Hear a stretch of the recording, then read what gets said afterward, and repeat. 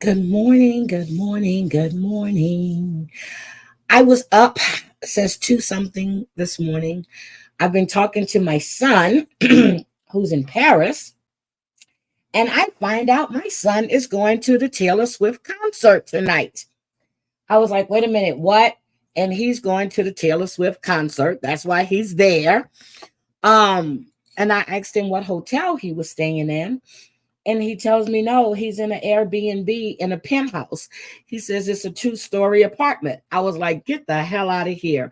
So he has an outfit that he's going to be sending me that he for the Swifty concert. And I can't wait to see this shit. I really can't. But he's a Swifty. Didn't know that. That just goes to show you really don't know your kids. I said, wait a minute, why are you going? I said, why are you in Paris? He said, oh, he goes, well, we came in for the Taylor Swift concert. Get the hell out of here. So anyway, good morning. I wanted to come live because there's a few things that I wanted to talk about. I'm not going to be showing any kids being abused this morning because that was a little heavy too. And I really thought about deleting that live, but I'm not going to. So, but anyway, there's a young man that's missing out of Corpus Christi, and I'm sure you guys have heard. But what happened was I was up and I was happened to be on Facebook, and I caught this telecast or this live stream, and they were speaking about Sebastian. And then the guy that's there, Tony, I guess he's a private investigator that's working with Seth to help find Sebastian. So they were talking about the leak tape that, I don't know how you call it leaked, because my understanding is Chris Proudfoot know he was being recorded, and the nasty things that came out of his mouth was quite disgusting. So, and at the time, someone brought up Caleb Harris, and then I noticed under where his name should be, it said find Caleb Harris. Now, I heard about it back in March, but I thought they found him. But then again, they were looking for the other young man that went missing, and that was stumbling around, that was at Luke Bryan's restaurant or bar and grill, whatever. So I guess I just lost track of that story. But Caleb has been missing since March 4th. March 4th, he's been missing. There's a $50,000 reward for Caleb. Now, when I looked at the timeline of what happened, it seems that this happened in New Braunfels. It's actually on the way to San Antonio, Corpus Christi, Austin. You go through New Braunfels, Texas, and he was a student, or he's a student at Texas A&M, Corpus Christi. 21 years old. He happened to be out with his roommates for a while. And this was like almost 1:00 in the morning. He was actually seen on a doorbell camera playing with the puppy, and he had a roommate with him. Okay. Then it was 3 of them. They go back to the apartment. Around 2:00, they said that Caleb had ordered Uber Eats. They said at 2:44, he sent a Snapchat video to his sister that shows him playing with a puppy in the parking lot. 3:00 in the morning, he sends another Snapchat to his high school friend showing a bridge near the apartment complex. So that tells me he left the apartment complex and he was probably in that area. His cell phone last pinged or shared his location at 3:12. So at 3:20, Uber Eats driver, he left the order at the door. 11 o'clock Monday morning, his roommates find the delivery at the door. Hi, Wendy's mom. How are you? They find his delivery at the door. Now his truck is in a parking lot. His wallet and his keys were in the apartment, but he was gone. The police said there's no sign of a struggle. And this young man just up and disappeared.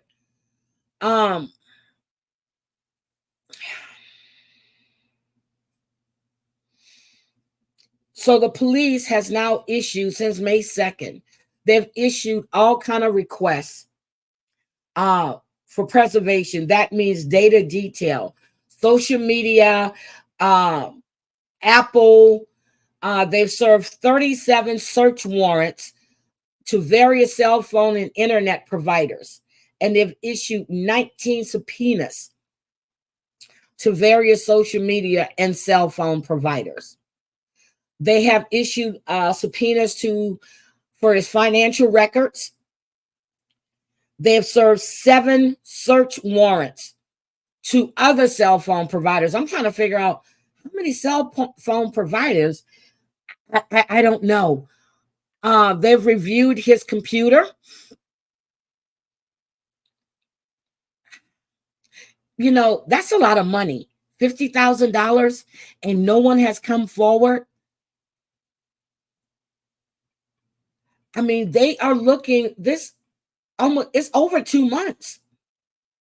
So they said they've received 164 tips, 35 Crime Stopper tips, and 32 have been assigned to investigators to follow up. They said they're following up on every single tip. They also said they fully believe he's alive. He was either lured or taken or kidnapped in some sort of way. They're just hoping he can be found. 21 years old? But they are saying that foul play could be a factor. And I'm just like, wait a minute. So again, we have all of these young people that are gone missing. I dipped into Terry Lynn's yesterday and speaking about the evidence and where, where's the evidence? Where are they holding this evidence? Why aren't they telling anyone where this evidence is? Well, the cops are not going to tell you where evidence is. They're not going to tell anybody what they're doing with this evidence. I heard her say that some young woman she was with yesterday had found a pair of jeans or a pair of pants before she found them, before she found the one she found, and she called, and they never came out to pick up this evidence. So something with me, it just is not sitting right with them not coming out and picking up evidence and tagging or anything else. Terry Lynn said they told her to videotape it. And I'm like, wait a minute, what are these cops doing? Now, someone raised a question in the Facebook Live I was listening to. I didn't comment in whether or not Sebastian could have been put in a group home. If he was put in a group home, I would think instead of having people out looking and looking and looking, they would say that. They would say that.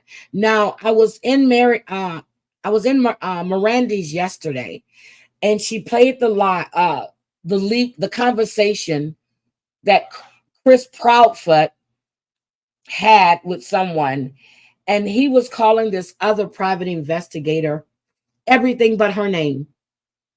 She was a CUNT, this and that. So this guy, Tony, that was on this other Facebook Live, he was saying they tried to work together as a team, but there's no more working together.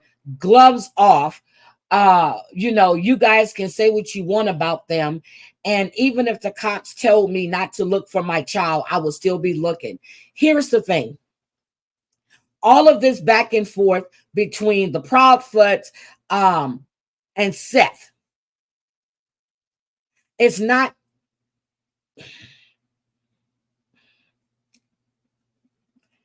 you're not helping to find Sebastian. The thing is, Sebastian is missing. Katie's not missing. Chris Proudfoot isn't missing. Katie isn't Seth isn't missing. Sebastian is missing. And Tony made a point. I don't care if the cops told me not to look or not.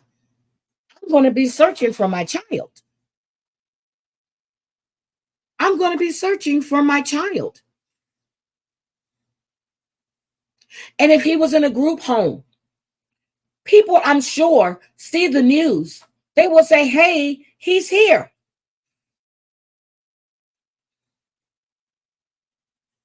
Now, all this back and forth and whether who was sexting who knew when he was abused, why they didn't do anything about it, whatever the case may be, there's a young man that's missing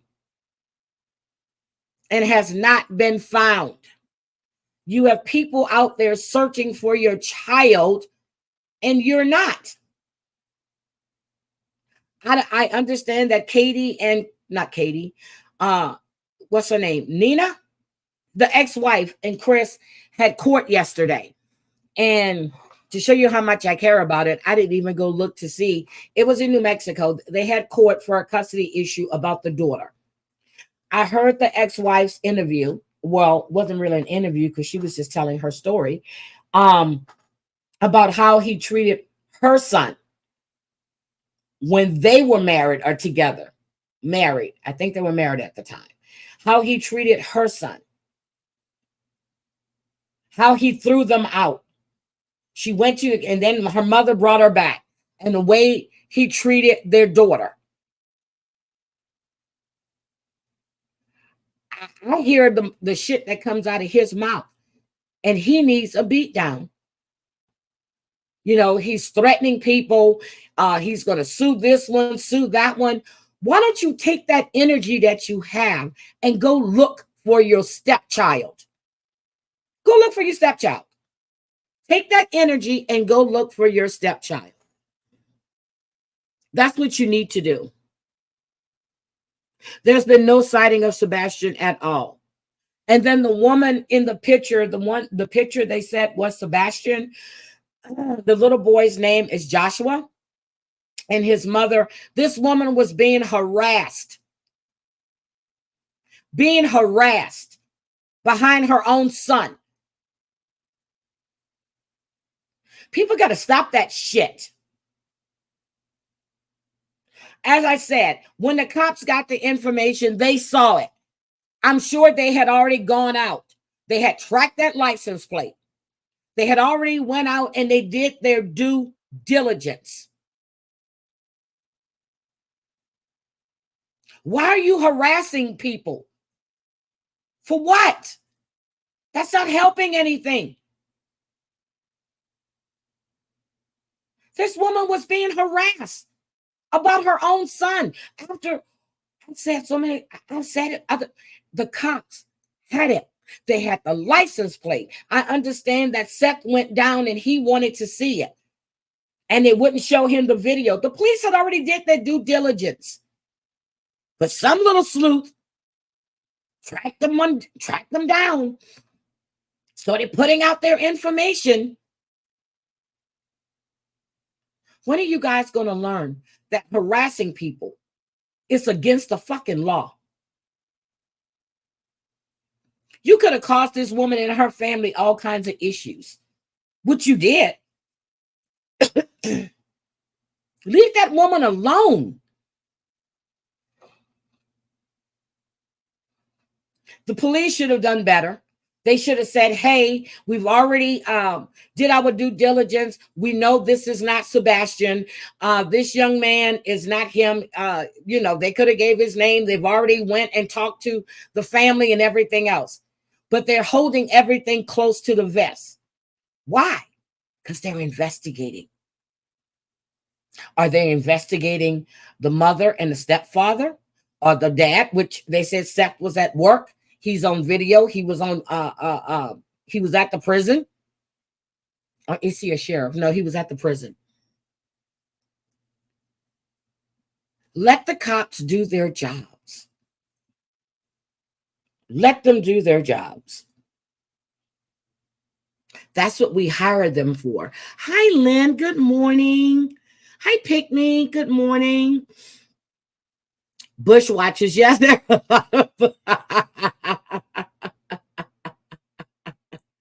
But again, the cops are not obligated to put everything out there. It's called an investigation. They put the stuff out of but Micah because they basically have closed the investigation. That's why when I heard that, that they had released the autopsy, the cops already knew. They already were privy to the 911 call. We didn't know. We didn't know. I'm still skeptical about the whole thing. Just like the whole thing with Amon Aubrey, when they said that he had broken into a home and he was shot. No, he was tracked down, chased down like a dog because she happened to be looking at a new bill. You had an ex-sheriff or an ex-deputy. You had his son who was in the Coast Guard and the neighbor who decided to track down this man, chase him down, and shoot him in the damn streets. That's what happens when you get too involved in shit, when you want to be the hero, and being a hero for what? It was a new bill. He was on the run. He wasn't going in to steal anything. What was he stealing? What was he going to put it in? He was running through a neighborhood.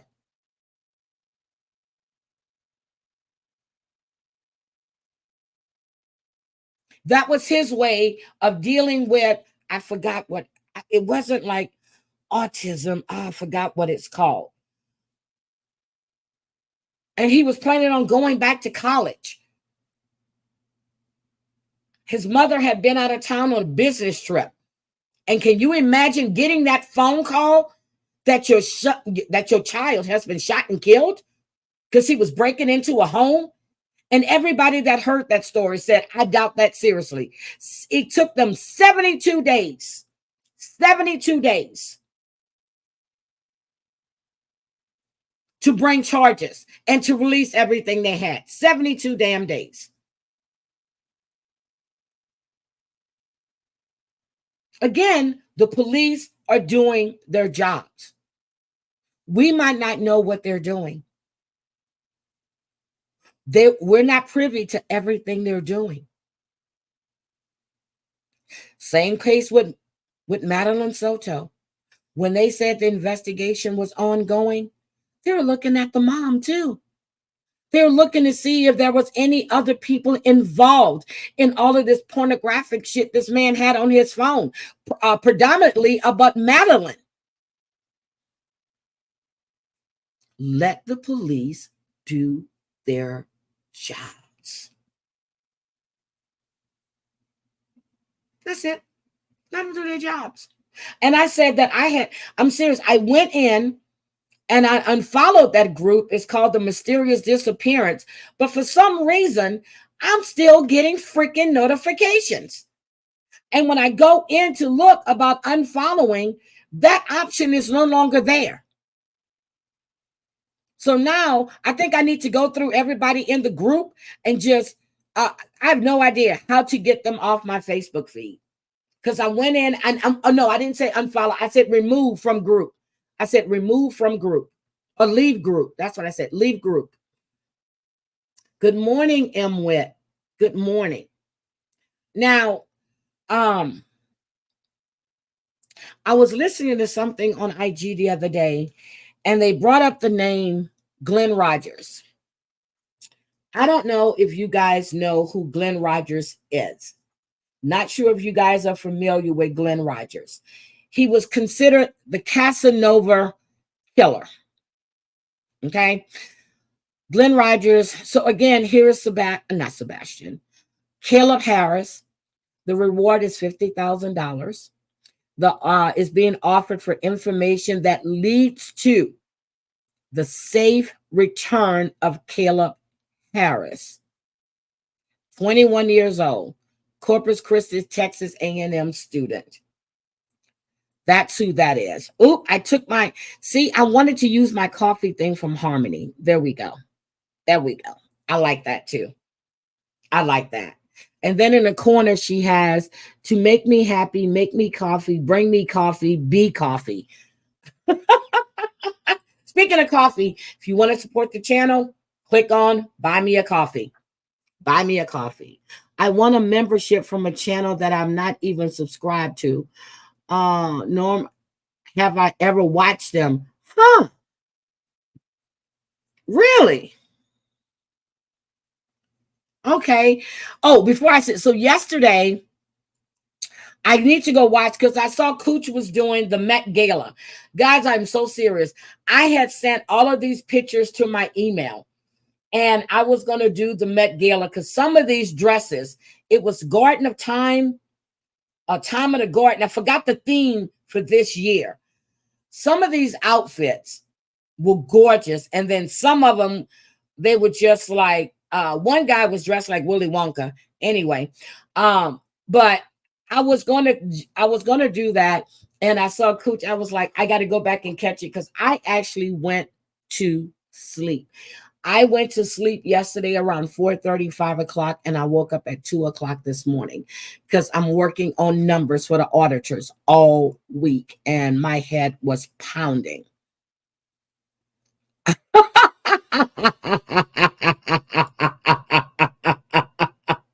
That's Harmony. Harmony is the graphic artist. Okay. Okay. That's Harmony. Now, when I put, so when I do a thumbnail, if I really take the time and go in and do it, yes, I'm a graphic artist. Now, my son is really a graphic artist. So I did, when I was in Virginia Beach, I actually worked at a firm where I did all the typesetting, with the fonts and everything for different pamphlets, for anything that was ordered. So all of these fonts, there are fonts out there that we don't even know about that's used. So I used to do all the typesetting and matching up fonts and everything else. Oh, some of those look like trash bags. What are we talking about? Nani, what are we talking about? What look like trash bags? Chris made a death threat to Seth on that. Yes, I heard that. And to that private detective as well. Some of those look, yes, they did. Some of the clothes.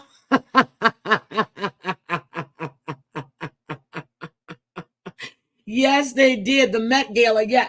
There was one. Hold on a second. Hold on. Let me pull it.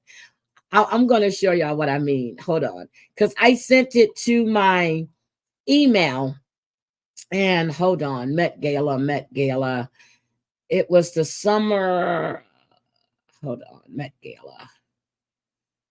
Hold on a second. Let me just type Gala. I have so many names. Okay, Met Gala red carpet. Okay, there it is. So this one outfit. Now, the woman that was dressed like the sands of time, it was just gorgeous. Okay, it was gorgeous. This one, hold on, let me show you my screen. Hold on. Met Gala. So I was going to discuss it because some of these outfits had me rolling. This one, so the theme this year was, what was it? It was the Garden of Time. I was right. The Garden of Time. That was the theme. Okay. I don't know what that was, but okay, we're going to let that go. This one, yeah, I was okay. This one, he looked like a pimp. He looked like a pimp. That's all I'm going to say. Okay. And I'm trying to, like Sherlock Holmes, way back when what they had. Okay. He looked like a pimp. This I thought was gorgeous. Rebecca Ferguson's dress was gorgeous. That was okay. But this one, the Sands of Time. This was gorgeous. And what got me was she needed help to get up the steps. So you had guys picking her up so she didn't walk up the steps. This was absolutely adorable. This was an hourglass. This was gorgeous. There was another outfit. No. Mm-mm. No, no. No, no.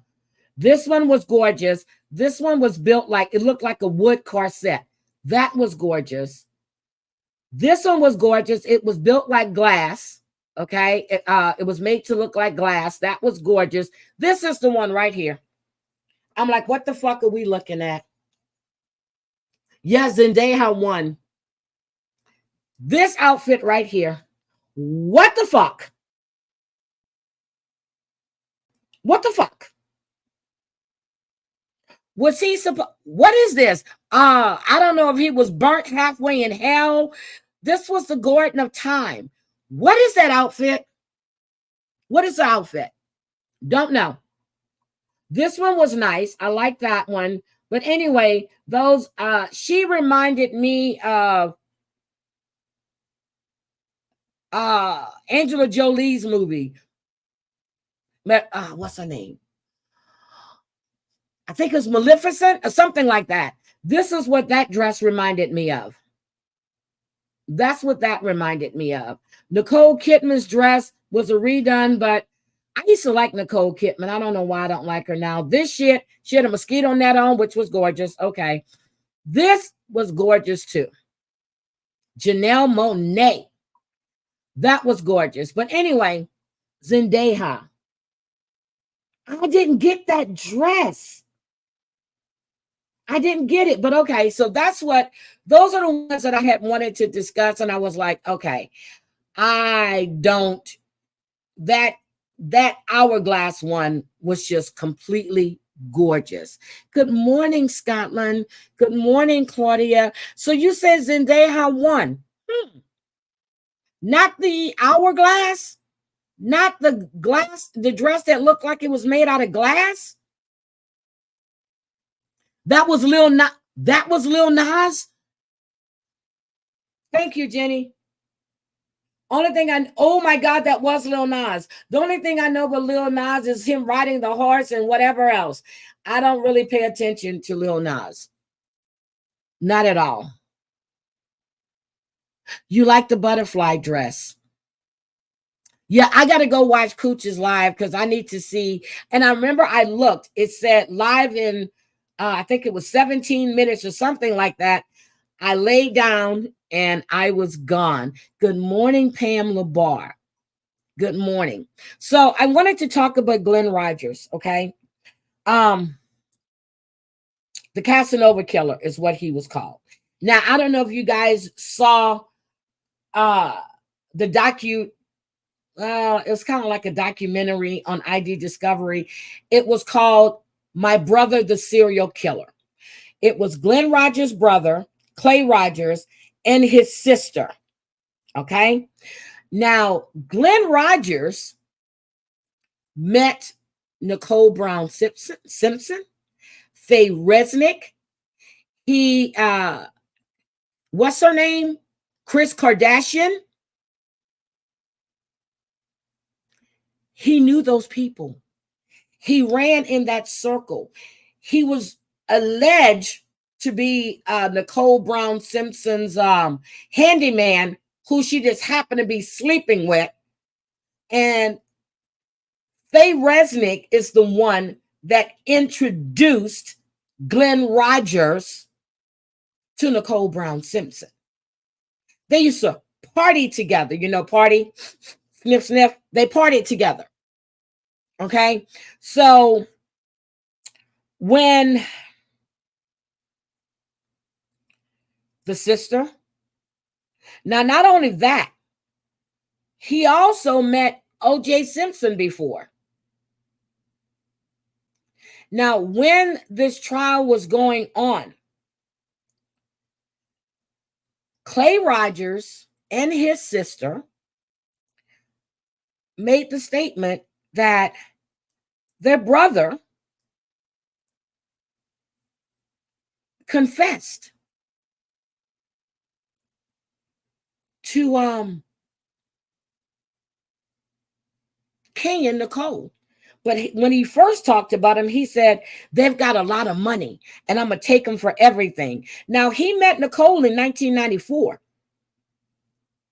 He was living in Southern California when he met Nicole. Nicole was, and Ron was Cade in 1994. Did anybody know that Glen Rogers met Nicole Brown Simpson? Has anybody ever heard Glen Rogers' name mentioned throughout this whole case?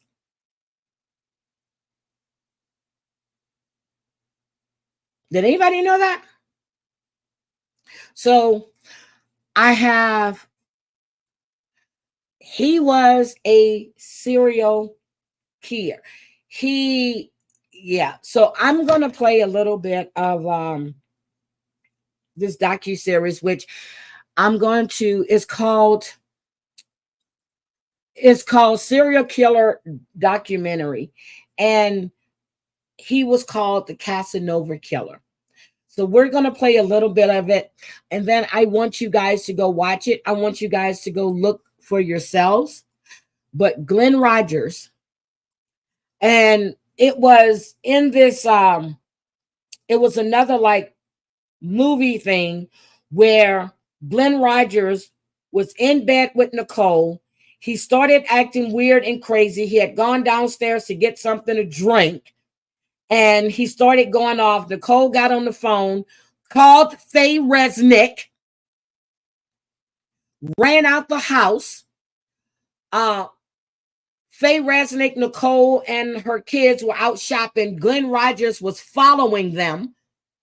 After she got rid of him, he kept calling her. She said that she no longer wanted to see him. She just needed some time to herself, and she was going through a lot of stuff. So we're going to talk about, let me get Glen Rogers up here for you. Let me get him up here. I dropped the link in the chat for this. This is Glen Rogers. That is Glen Rogers right there. Good. Oh, I said hi, Pam. Scotland. I just want to make sure I didn't miss anybody. This is Glen Rogers. Guys, if you like the channel, if you haven't already subscribed, please subscribe and hit the like button, please.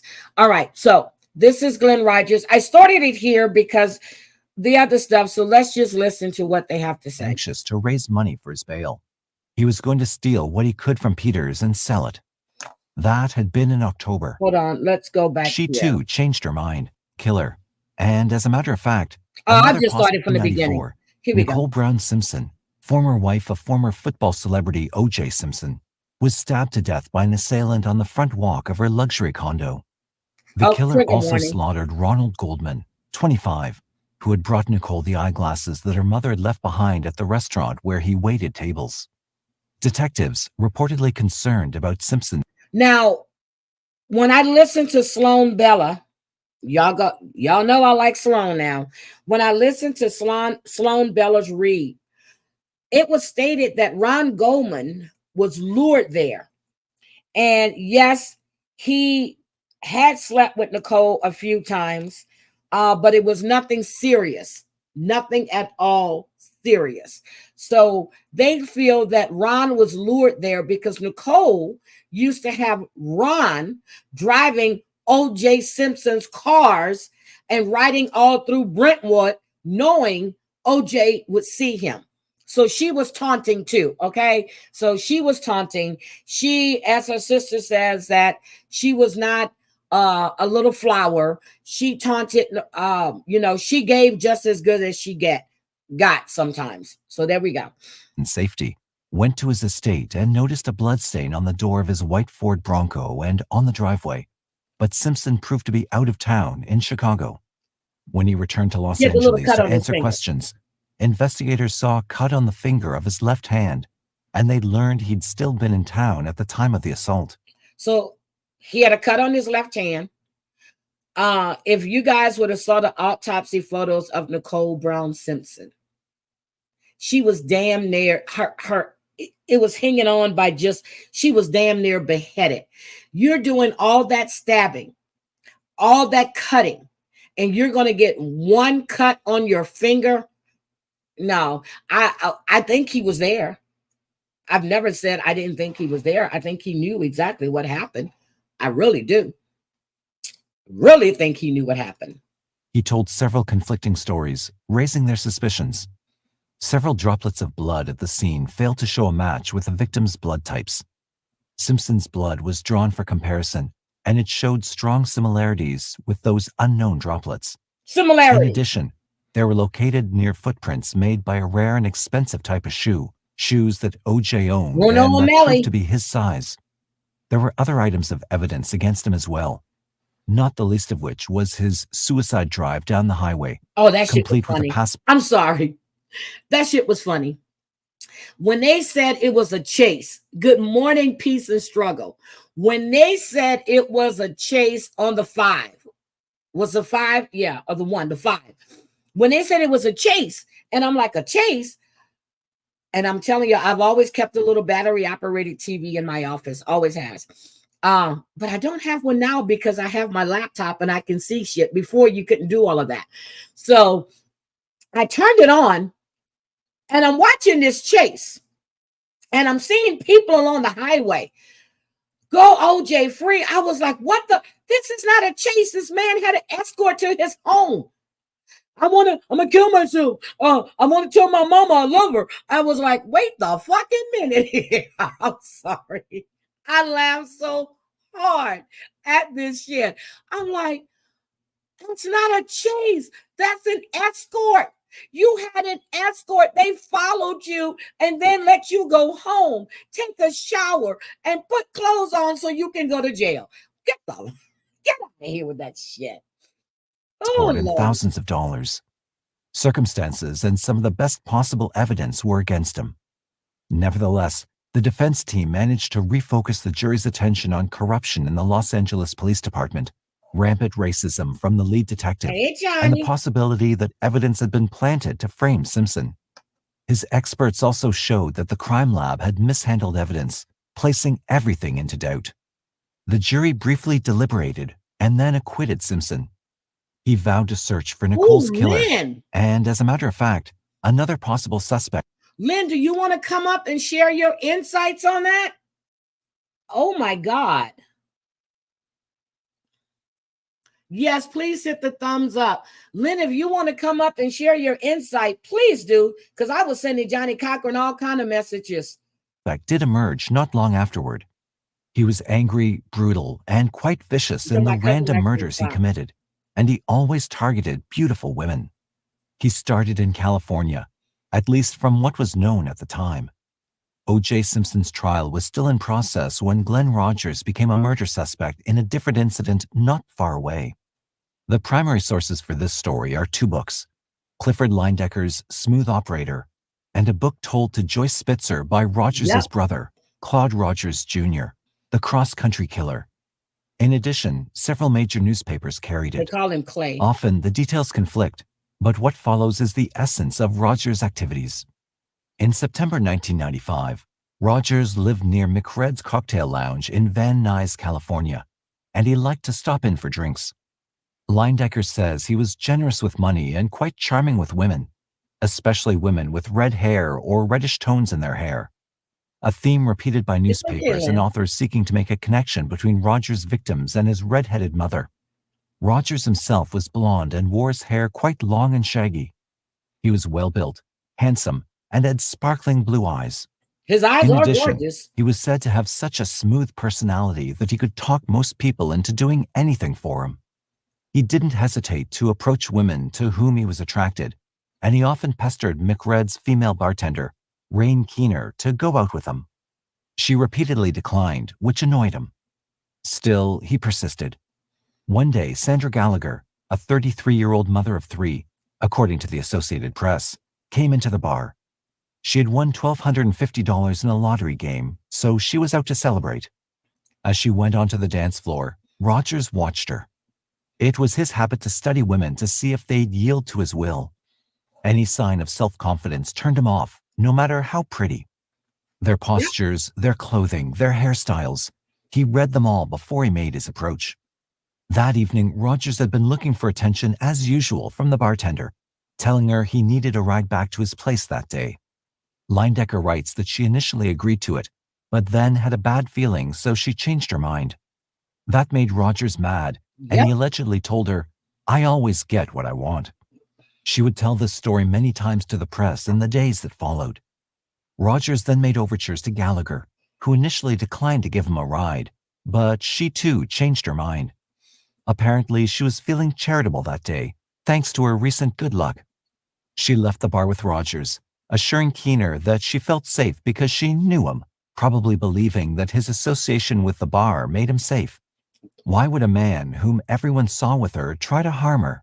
Because he's crazy. The next morning, Gallagher's badly charred body was found in her incinerated truck, although it took 4 more days to positively identify her, and the autopsy showed that she had non-consensual sex and was strangled. But Rogers, once a regular at the bar, was nowhere to be found. He disappeared. Now, he killed her in 95.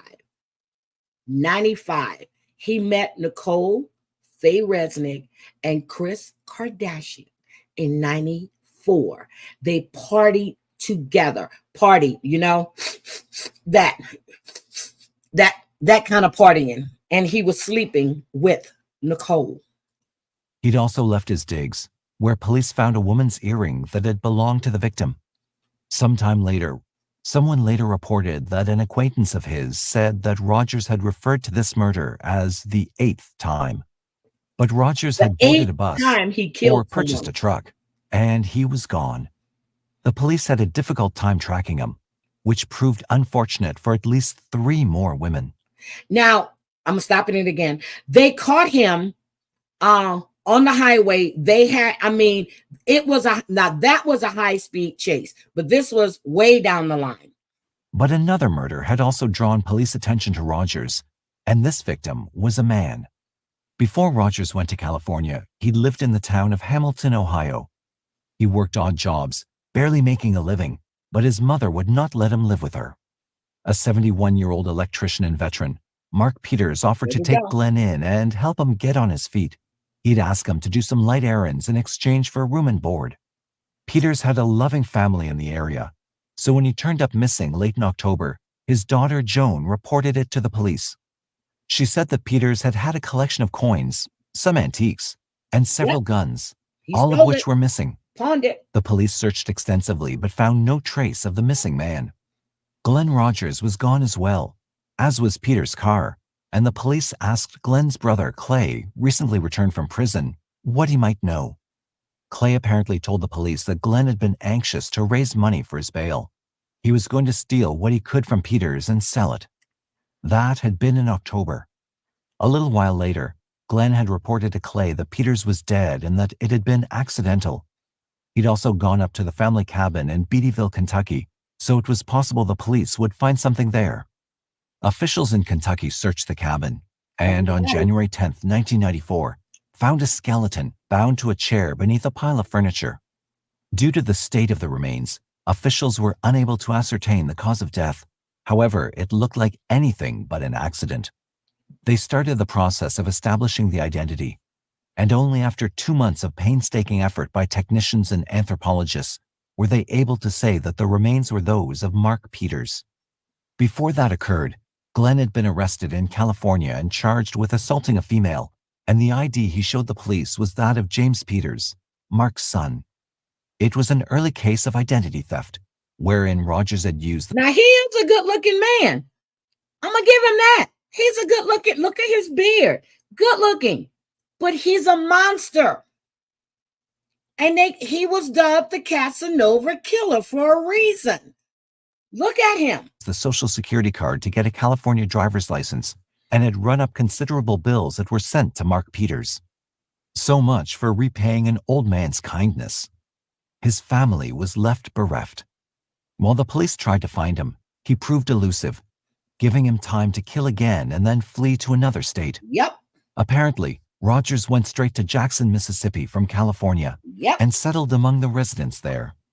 He had no idea that a federal warrant had been issued for his arrest.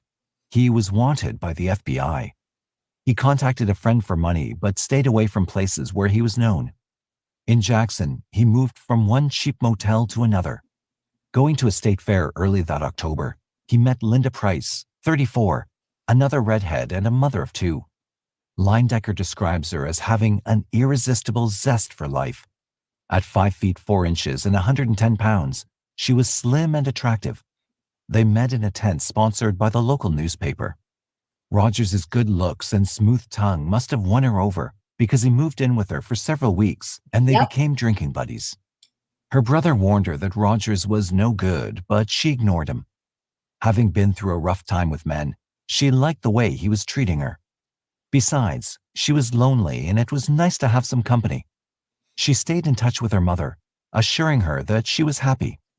On November 3rd, after her family became concerned that they'd not heard from her, they sent the police to check her apartment.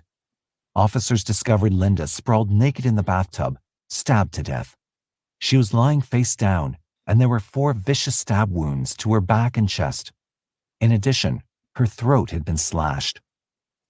We hear that. Her throat had been slashed. Her throat had been slashed.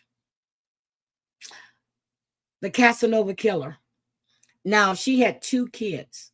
Again, these women are bringing these men home when they have kids in the house. The pathologist estimated that Linda had been dead for 2 to 4 days, although it was difficult from the state of her remains to pin down an exact time. Her red Datsun pickup was missing, as was her purse and some jewelry. So was her new boyfriend. In fact, he'd been pretty thorough about erasing his presence. He'd showered the body to wash away the blood and perhaps any trace evidence that could connect him, and had cleaned the apartment of his fingerprints. Oddly, a message written in lipstick on the mirrors seemed to throw the blame on someone else. "Glen, we found you," it said, as if someone had been looking for him and he'd hightailed it out of there before they'd arrived, so they'd killed Linda instead. That's rule. It was a fairly transparent ploy, and no one believed that anyone but Glen Rogers had killed her. When the police put his name into the computer for the FBI's National Crime Database, they turned up the arrest warrant from Van Ness. Now they knew they had a killer, and perhaps even a serial killer. Again, Rogers boarded a bus and went to Louisiana, where he met Andy Jules, or Lou Sutton, 37, in a bar in the Shreveport suburb, Bossier City. He met Sutton and managed to persuade her to... You know what? It's Bossier, not Bossier. Bossier City, Bossier, Bossier City, Louisiana. Sorry, guys, Bossier. Let him stay with her. But before he did, on an inexplicable side trip, he took a bus to Tampa, Florida. He'd be back, driving a car that he hadn't had before, but Andy would never know from whom he had stolen it. Having worked on the carnival circuit as a way to cross the country, Rogers certainly knew about Gibsonton, Florida, or Gibtown as the residents called it. He probably figured it would be easy to pick a woman up there, although she might be a little unusual. Gibsonton is a unique town south of Tampa, the residence of numerous carnies, such as the bearded lady, Rubberface, the human blockhead, midgets, and giants. Most of the buildings are one-story, run-down concrete eyesores, but it's interesting to enter a grocery store and see the mixed clientele. Some residents kept elephants in their yards. They lived in this place because they were different and had a shared history of being outcasts and exhibits in traveling carnivals. There was even a sensational murder in Gibtown. Yep, we remember him, right? The lobster man with the lobster kids. He was Cade. He was an abusive little asshole. And the wife just couldn't take it anymore. He had left her, got a girlfriend, then went back to her. And, yep, he was taken care of. Once, of a bully known as Lobster Boy. Oh, okay. Grady Franklin Stiles Jr. was born with a deformity that made his hands look like lobster claws. He was 6th in a line of men in his family with such a deformity, and 2 of his 4 children had it as well. Same thing. He also could not walk due to legs that had developed imperfectly. He was known to be mean, even abusive, and he actually shot a young man who became interested in his And his daughter. daughter. Yep. However, because no prison could deal with his deformity, he escaped serving time. Yep. His second wife apparently decided that she'd been abused long enough and mentioned to a relative that something had to be done about him. On November 29, 1992, only 3 years earlier, a neighbor hired by Grady's son-in-law shot and killed him as he watched television. Yep. The crime drew media attention to the town of carnival freaks. Whether or not Rogers knew about it, he certainly knew what the town would be like. He signed into the Tampa 8 Inn for 3 nights and found a bar nearby called Showtown USA, where he ordered a drink and looked around. It was the afternoon of November 5th. Now, ladies, if you saw him in the bar, would you be attracted to him? Good morning, Patricia. He's a good-looking man. He is a very good-looking man. I like this. I like the beard. I like this. The eyes, the nose. He's a nice-looking man. He's just a fucking monster. Rogers spotted 4 women out together, and one of them drew his attention. The one with a touch of red in her hair and a hint of insecurity. At 34, Tina Marie Cribbs, a mother of 2, was carving out a meager living as a maid at the Ramada Inn at Apollo Beach. His eyes she was at the bar with 3 other maids, just trying to enjoy herself after work. According to witnesses, Rogers began to flirt with the women, giving out 2 different names, neither of which was Glen. And because he was handsome and in good physical shape, they enjoyed his attention. Yep. He danced with them, and they were happy to have him buy them drinks. He talked about his life as a carny, hawking food and tearing down rides. Then he said he needed a ride back to where he was staying for the winter. His familiarity with their area put the women at ease. He wasn't. Hi, Maddie. How are you? I thought you were going live a few weeks ago, Maddie. It's nice to see you. A stranger at all. He was one of them. Cindy Torgerson would later say, he was picking us out, like oranges. He persuaded Cribbs to give him a ride and apparently talked her into coming into his motel with him. Or forced her. In fact, before she left, she'd ordered a drink, expecting to return within 5 or 10 minutes. But she never showed up. Her worried mother, set to meet her at the bar, paged her, then filed a missing persons report. People saw them together, so Rogers was an obvious suspect when her body was found 2 days later. She lay face down in a blood-splashed bathtub in room 119 at the Tampa 8 Inn, stabbed and slashed in numerous places, front and back. Her body appeared to have been washed clean of blood. Her purse, a gold watch, and a diamond ring were missing. Witnesses said they had seen Rogers leave the hotel in a car that was identified as Tina's. He left a Do Not Disturb sign on the door and had requested that no one. You know what? He does look creepy, but I guess if you see him for the first time, unless you're sitting there talking to him, and, you know, because some guys, you just get a bad feeling from. But a picture, okay, he's a nice looking guy. But I guess if you met him in person, and his eyes right there are bugging me, but I need a face on look again. But they're bugging me, but some guys just give off creepy ass feelings. When we were in Vegas that time, this guy was, and I told him he just started being a bugaboo. And then he wouldn't just leave me alone. He was just always calling up to the room, knocking on the door. And I remember my sister opened the door one night and I was laying in the bed because I was taking a nap before I went back down. And she says, my sister's already told you she don't want to be bothered. So I was like, don't open the door to any goddamn body because you don't know what they have. She goes, I would have effed him up. But I'm laying down under covers. It would have taken me a while to get out the bed and jump up. But you get some guys that are just bugaboos and they're really weird. One clean his room, giving himself some time to escape. Oddly enough, he had signed his own name on the hotel register. Apparently, Rogers then called a relative in Ohio and said he'd killed someone. He also said there would be more. By then, he was back in Louisiana.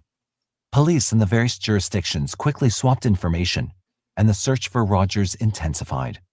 America's Most Wanted, a popular Fox television show dedicated to finding fugitives from the law, agreed to air broadcast about the case to ask citizens for help.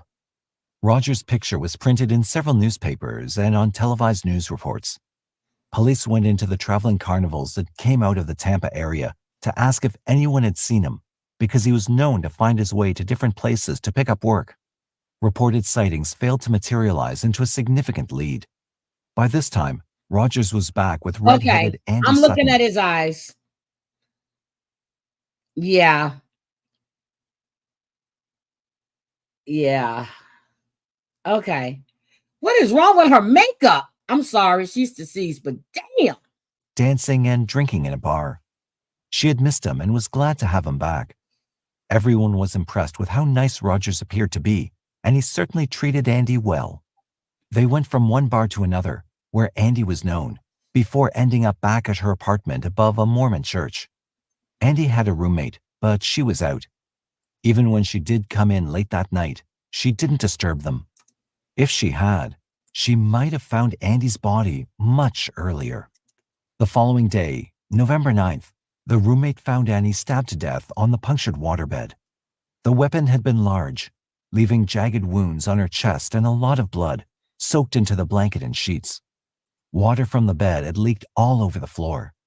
When the body was transported for autopsy, 6 more stab wounds were found in her back. Rogers had apparently been angry.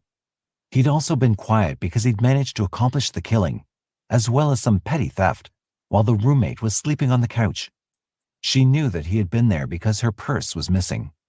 Rogers was seen that morning placing items in a white Ford Fiesta outside Sutton's home. The car belonged to Tina Marie Cribbs. He left behind the red Datsun pickup that he'd stolen in Mississippi. Rogers was immediately named as a suspect, wanted in connection with this murder, and Louisiana joined California, Ohio, Florida, and Mississippi in an urgent search. Where he was heading at that moment was anyone's guess. But he was clearly dangerous. He was dangerous. The FBI added Rogers to their 10 most wanted list. They circulated his description to over 42,000 law enforcement agencies across the nation.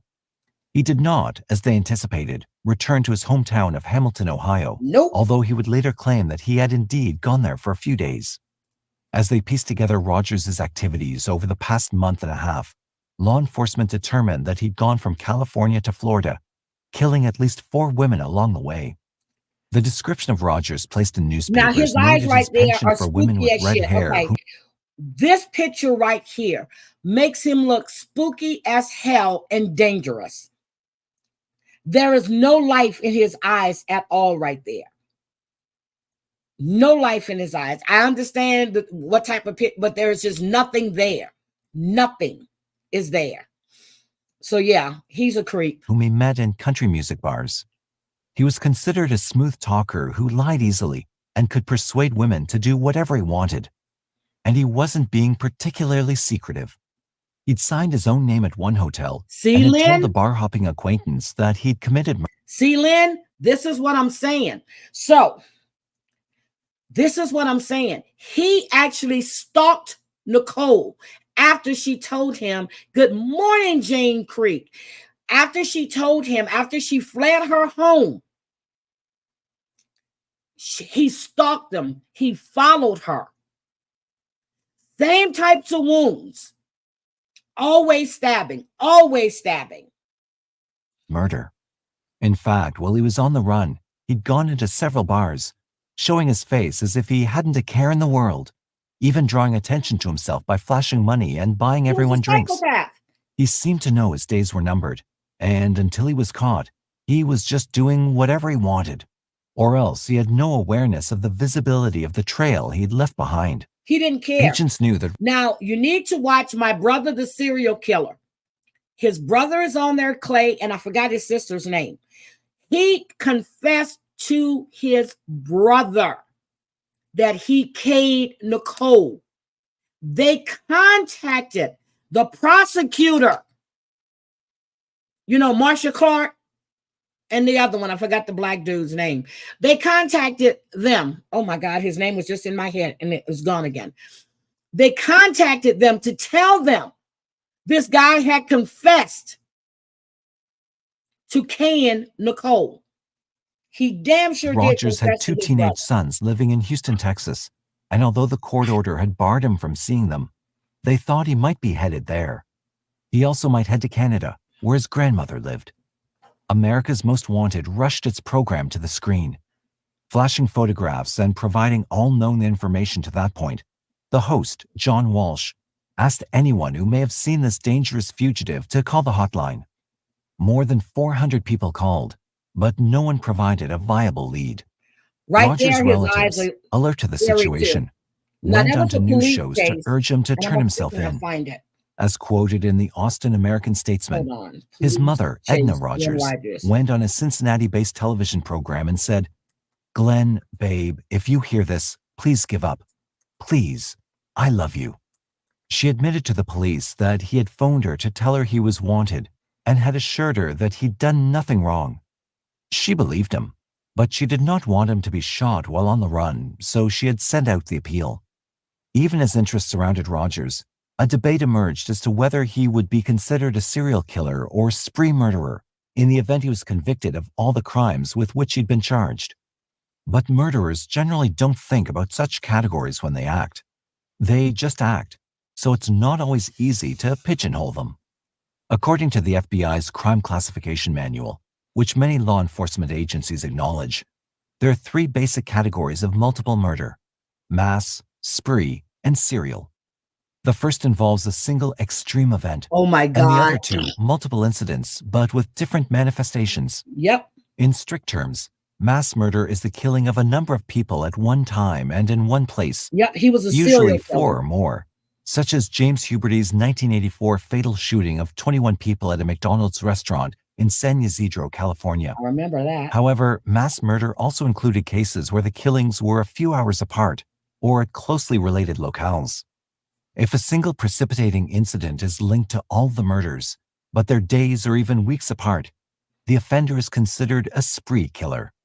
Serial killers, too, may commit multiple murders across several weeks, but what I'm distinguishes going to do them John is a Wayne hiatus, Gacy. or a psychological cooling-off Son of period Sam. between murders. Jeffrey. No one really knows just how Hillside. long that might be.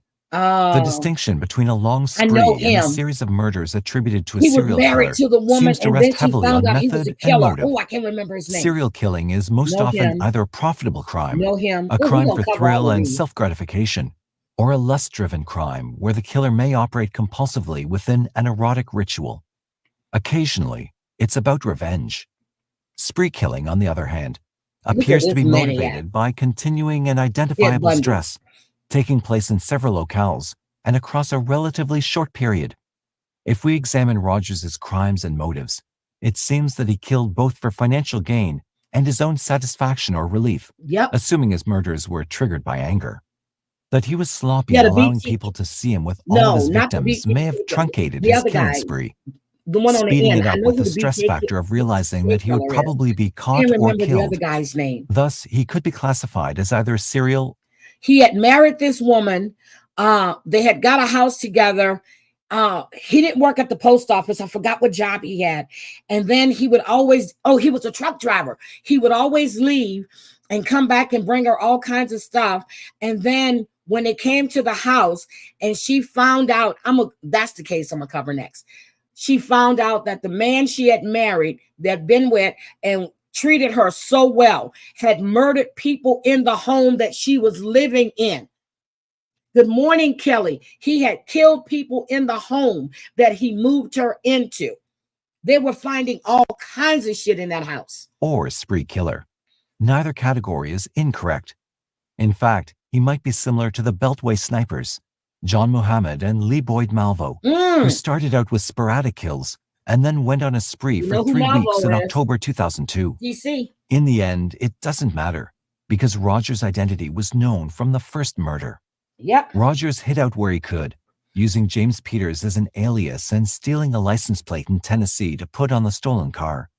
But he was moving inevitably towards home, where he felt safe, despite part of him knowing the police would be looking for him there. They dubbed him the cross-country killer. On November 13, 1995, Rogers visited 2 elderly cousins in Waco, Kentucky, not far from Beattyville, to ask for money.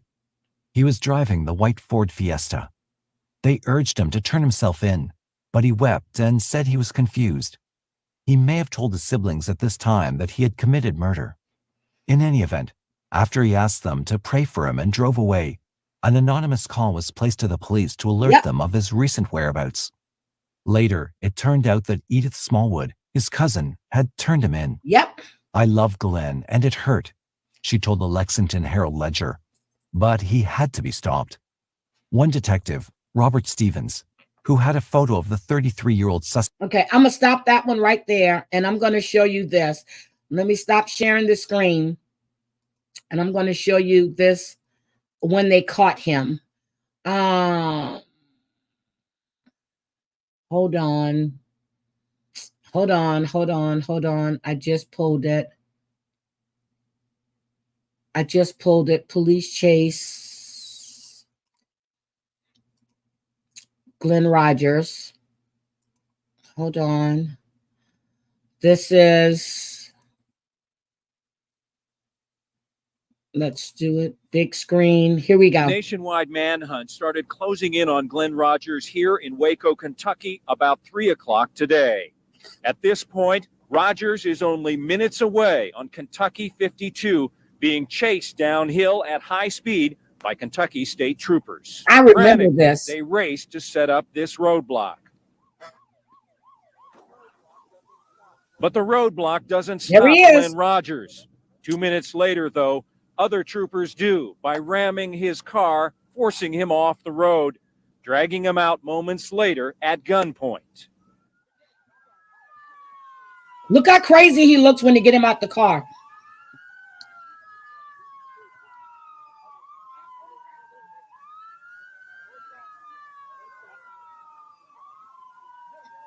Watch when they stand him up. Channel 9 videographer Chick Poppy asking him the question on everyone's mind tonight. Look at him.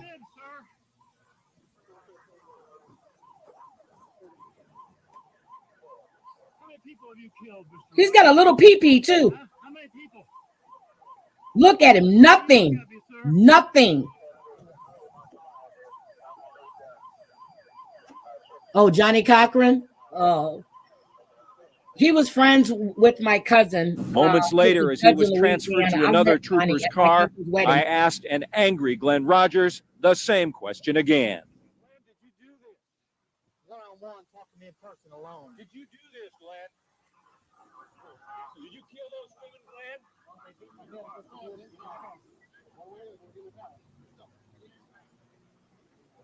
Glenn, did you kill those women?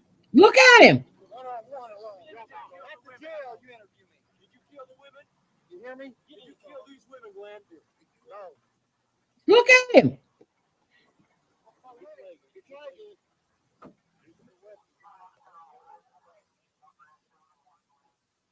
We'll do the interview in jail. I'd love to talk to you in jail.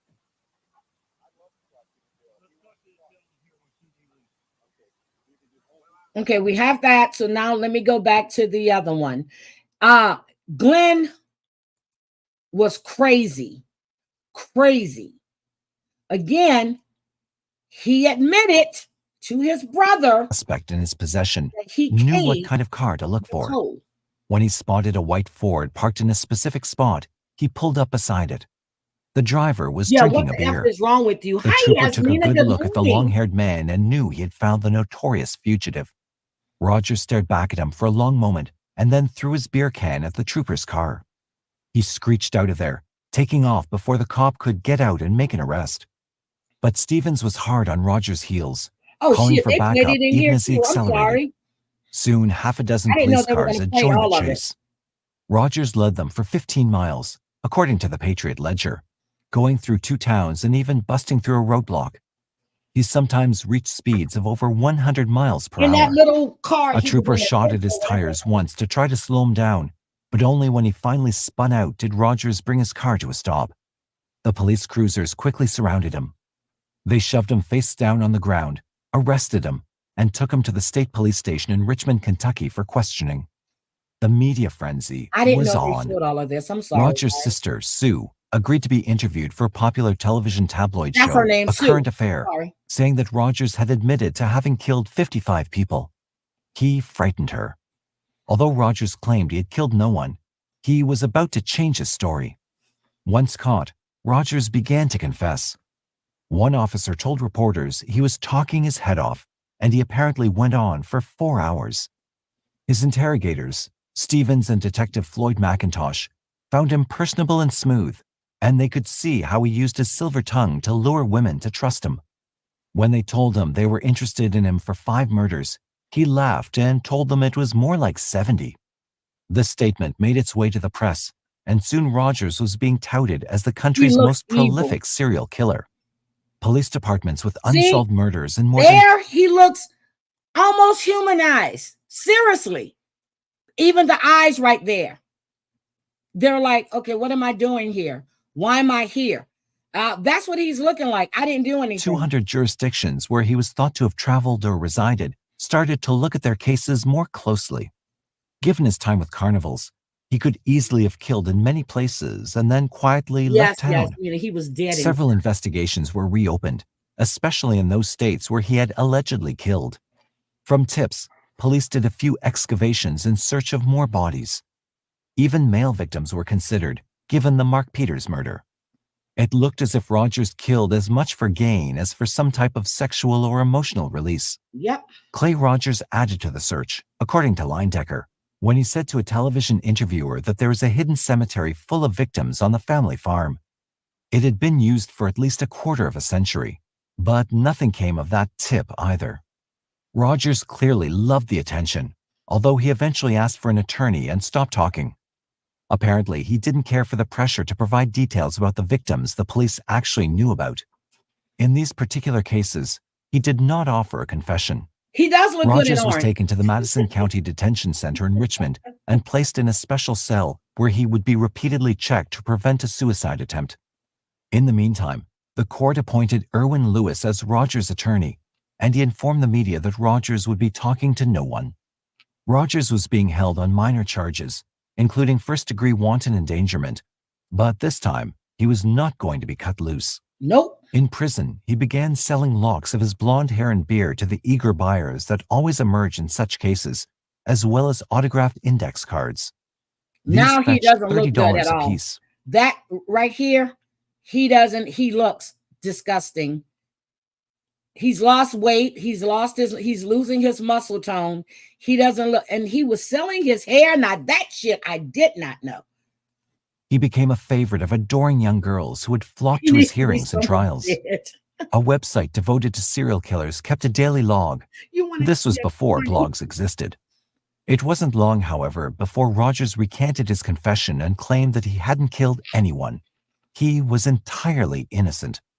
He said he'd just been joking about the 70 bodies. No, he wasn't. Regarding the alleged crimes, maybe the he said he just happened to have been with the wrong women at the wrong time.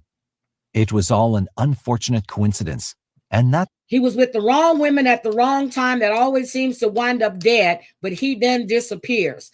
Got it. Okay, we understand that. Glenn, you are totally innocent. Made him a victim as well. This theme would play out for the years that his case stretched out, and once his brother described his background in a book, the source of Rogers' violence, as well as for his eventual attempts to frame others for his crimes, was clarified. As is often the case with such men, people were curious as to how Rogers could have become a multiple murderer. We'll start from the beginning. Rogers was born and raised in Hamilton, Ohio, a southwestern town near the Erie Canal. Ohio, guys, Ohio. Leindecker provides details about his early family life, as does Spicer, in her As Told To account from Claude Jr., 13 years his senior. Claude does a decent job, if sometimes too pat, of describing incidents that, collectively, may well have influenced Rogers to become the explosive type of killer he was. Born to parents well past the time they had raised his 6 brothers and sisters, Glen had a difficult birth and suffered from sleep disorders, ADHD, and repeated headbanging. He was impulsive and seemed always to be in motion. But more importantly, he had a difficult time digesting stress, and he reacted in anger to the constant abuse, neglect, and deprivation that his family suffered, mostly at the hands of his parents. He indulged in substances. Now look at this woman. That's the sister. Doesn't she remind you of Nicole Brown Simpson? He had a hatred for his mom, though. He really had a hatred for his mom. Abuse at a young age with both alcohol and drugs. His mother, in particular, was said to be mean. On one occasion, Claude says, she dunked Glen's head underwater for fooling around with his brother in the bathtub, and he nearly drowned. Claude also points out that it's not coincidental that 2 victims were stabbed to death in bathtubs. Another time, Edna nearly smothered him, and once, she stressed out while in the car with the kids and decided that they should all just die. She sped towards the edge of a cliff, but didn't complete the action. She apparently thought her bullying was the way to control her children's behavior, and while the others did not end up becoming serial killers, Glen, with his impulsive, reactive nature, apparently twisted his anger into a solid knot. In later life, women with reddish hair would trigger it, and they suffered for what he probably had wanted to do to his mother when he was a boy. Perhaps just as important was the day Glen got into trouble in school, and Edna came in to find out who had victimized him. Blaming others was an attitude she modeled, which Rogers picked up on and carried into all of his crimes. He was not responsible. Nope. Someone else was. Nevertheless, by age 11, he was in reform school. Rogers dropped out of high school and married a woman named Debbie, with whom he had 2 sons, and he tattooed Debbie's name on the top of his right hand. At the time, Rogers worked as a cab driver for Ohio Taxi. In Hamilton, he built up quite a police record, from assault to driving infractions to forgery and arson. Hit the like button, He guys. even once threatened the police with a blowtorch, Please. which got him 3 months in jail. He had a short temper and beat up his wife on several occasions. That marriage ended. Debbie got a court order barring him from her and the boys. Look at his eyes here. Look. They're just dead. There's nothing there. They're dead. They are dead. Yes, don't drink the water in Ohio or Florida. And eventually, she moved to Texas. Rogers married again to a woman named Paula, but she was a brunette, not a redhead. He drove cabs and apparently took Ritalin, a stimulant. Later in life, he worked his way across the country in traveling carnivals, primarily the Faro Amusement and Charles companies. In general, he set up and broke down rides, or hawked food, living hand to mouth. He was a drifter, but also had reason to leave a number of places. Spicer says, the police recorded a total of 52 arrests, traffic stops, and citations against Glen Rogers between April 10, 1990 and October 12, 1993. During one of his jail stints in the 1980s, Rogers was diagnosed with porphyria, an enzyme deficiency that causes a defect in the bone marrow that inhibits the oxygen-carrying blood cells. Sufferers experience extreme sensitivity to light. Leindecker says that perhaps that's why darkened bar rooms appealed to him. It should be noted that there's an odd tension in the book by Rogers and Spicer. Claude seems to want to find excuses for his brother and even to exonerate him from the murders. But at the same time, one gets the impression that the more murders that can be attributed to Glen Rogers, the better, which is possibly Spicer's that's not influence. right. You need to make sure. Certainly, one of them hint that he may have committed some of the murders attributed to the Green River Killer, and also makes a strong case that he murdered Nicole Brown Simpson and Ronald Goldman. However, some of the facts of these cases are stated in error. Rogers seemed always to have trouble with women, brutalizing any with whom he got involved. He was now going to pay the price for believing he could freely take out his rage on innocent victims, living or dead. The states where he killed were seeking to bring him to trial, but he was also eyed in another murder. In fact, a double homicide. Because O.J. Simpson, acquitted in a criminal trial for the murder of Nicole Brown Simpson and Ronald Goldman, was heading to the civil courtroom, sued by the victims' families for wrongful death. Spicer takes great pains in The Cross-Country Killer to support the notion that Rogers knew Nicole and possibly killed her. He wasn't wearing Leindecker mentions the connection as well, but shows why it's a rather unlikely possibility. Rogers had left Ohio for California in 1993 and was in the Los Angeles area in 1994.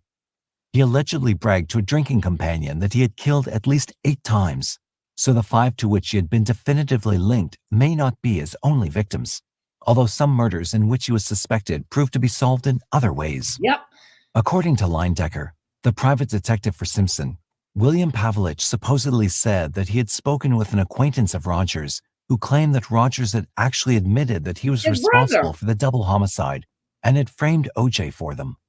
OJ's attorney was looking for any other viable suspect. The New York Post ran a story quoting Rogers' associate to the effect that Rogers was actually in the bushes outside Nicole's Brentwood condo, stalking her after she'd broken up with him when Goldman arrived. Told you he was stalking her.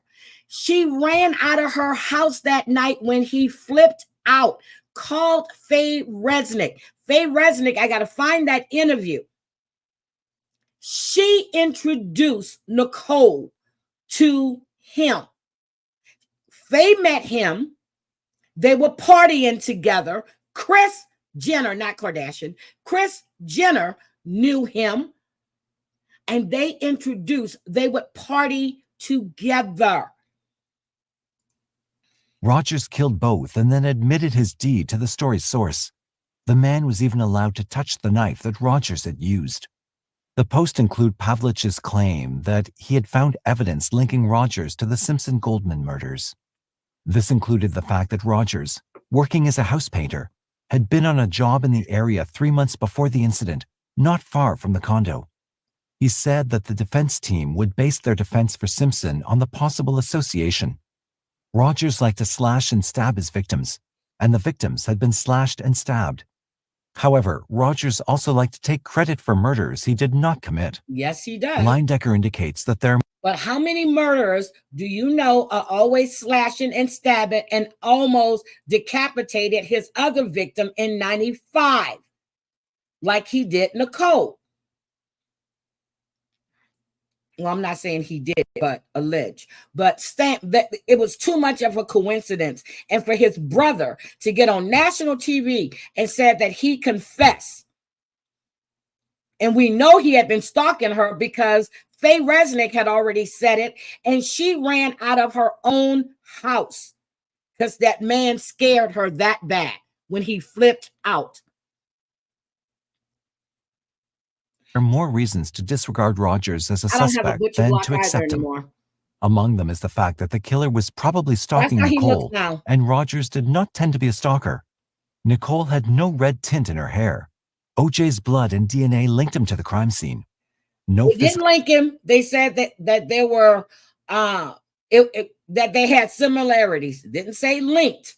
I would love to see if they test that blood now with as much advances as we've had in forensics. I would love for them to test that blood evidence now to see. So we'll know right away.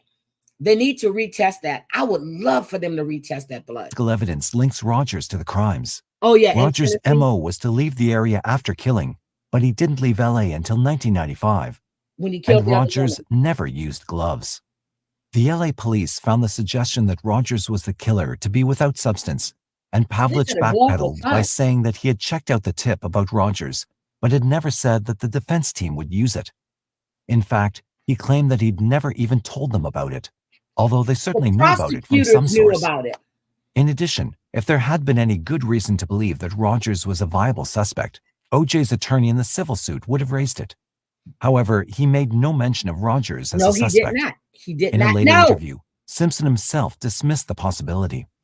Then it was learned that the source of the story about Rogers' confession failed a polygraph, and that revelation appeared to diminish confidence in the entire scheme. The New York Daily News indicated that Simpson's attorneys had never intended to use the information about Rogers, viewing it as ludicrous. However, Spicer, with Claude Rogers Jr., had kept the story alive with counterarguments in her 2001 book. Let's look at their side of the story. Spicer indicates that Rogers met the former Mrs. Simpson when he was painting her house, and she invited him inside. That's not how he met her. Spicer, I don't know where you got that from. Faye had already did an interview stating how they met. They met in a damn bar. Wanted him as a new toy because she was the original party girl. That story alone undermines the credibility of the rest, given how easily she could attract wealthy, accomplished men. Rogers apparently said he did not know who O.J. Simpson was. They went to clubs together not long before she died, and there were photos taken of the two of them together the night before, not supplied in the book. Roger's brother Clay claimed he received a phone call in which Rogers claimed to be with Nicole at that very moment. Yep. He supposedly said, "This lady is loaded and I'm going to take her down." He later claimed that they'd been dating, but that she dropped him to go back to OJ. Another unlikely story. I don't think she dropped him to go back to OJ at all. He freaked out in her home, and she ran from her own home. Point blank, period. OJ came over that night and hugged her. Then Rogers committed the double murder and let OJ be arrested. Spicer says a blonde strand of hair was found beneath Nicole's body that was not hers, and that some DNA found at the scene did not match OJ or the victims.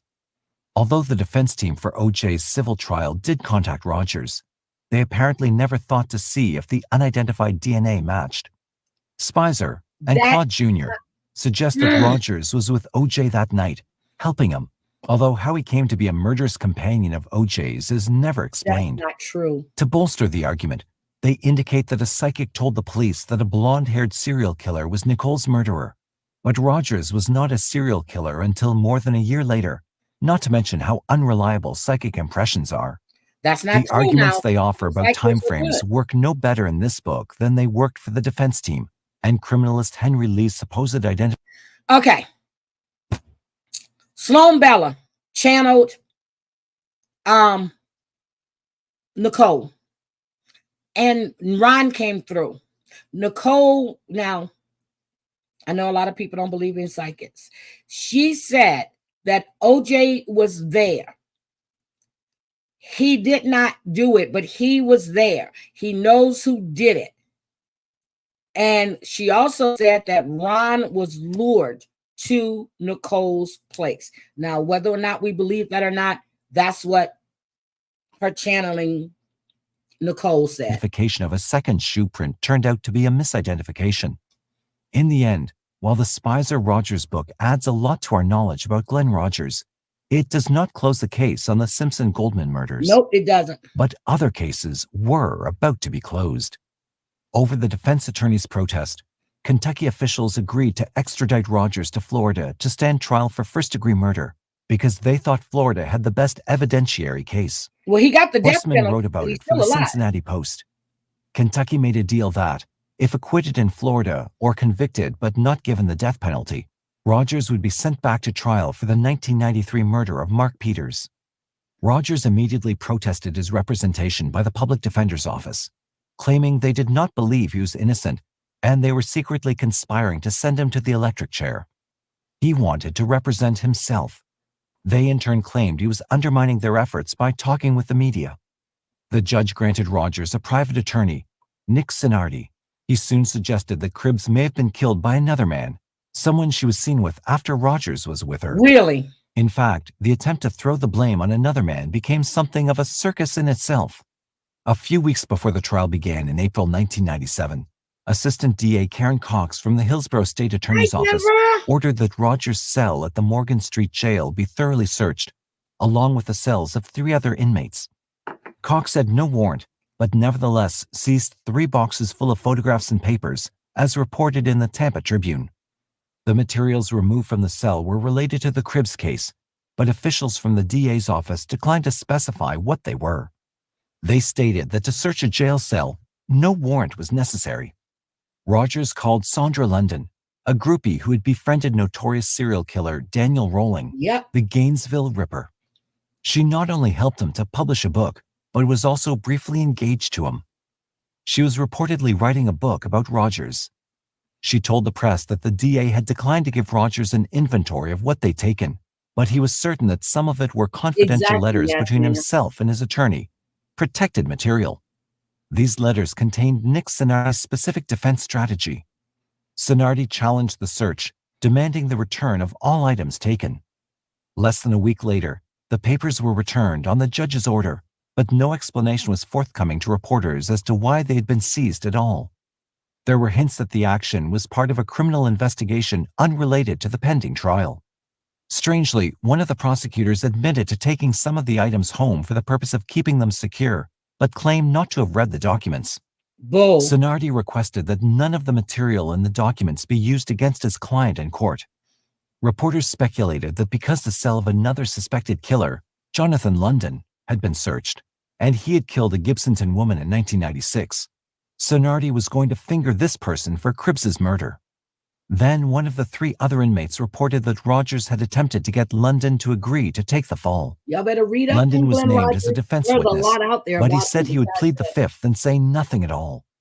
He claimed he was not known in town at the time of the Cribbs murder, and his employer gave him an alibi. In fact, he'd known Cribbs and her mother and wanted to kill Rogers for what he'd done. Back to square one. During the trial, Rogers' attorneys attempted to portray him as psychotic due to early alcoholism, repeated headbanging incidents as a child, and a history of truancy and problems in school. While they did indicate that Cribbs had been seen with another man, they were unable to explain why he was driving Ms. Cribbs' car when he was finally caught.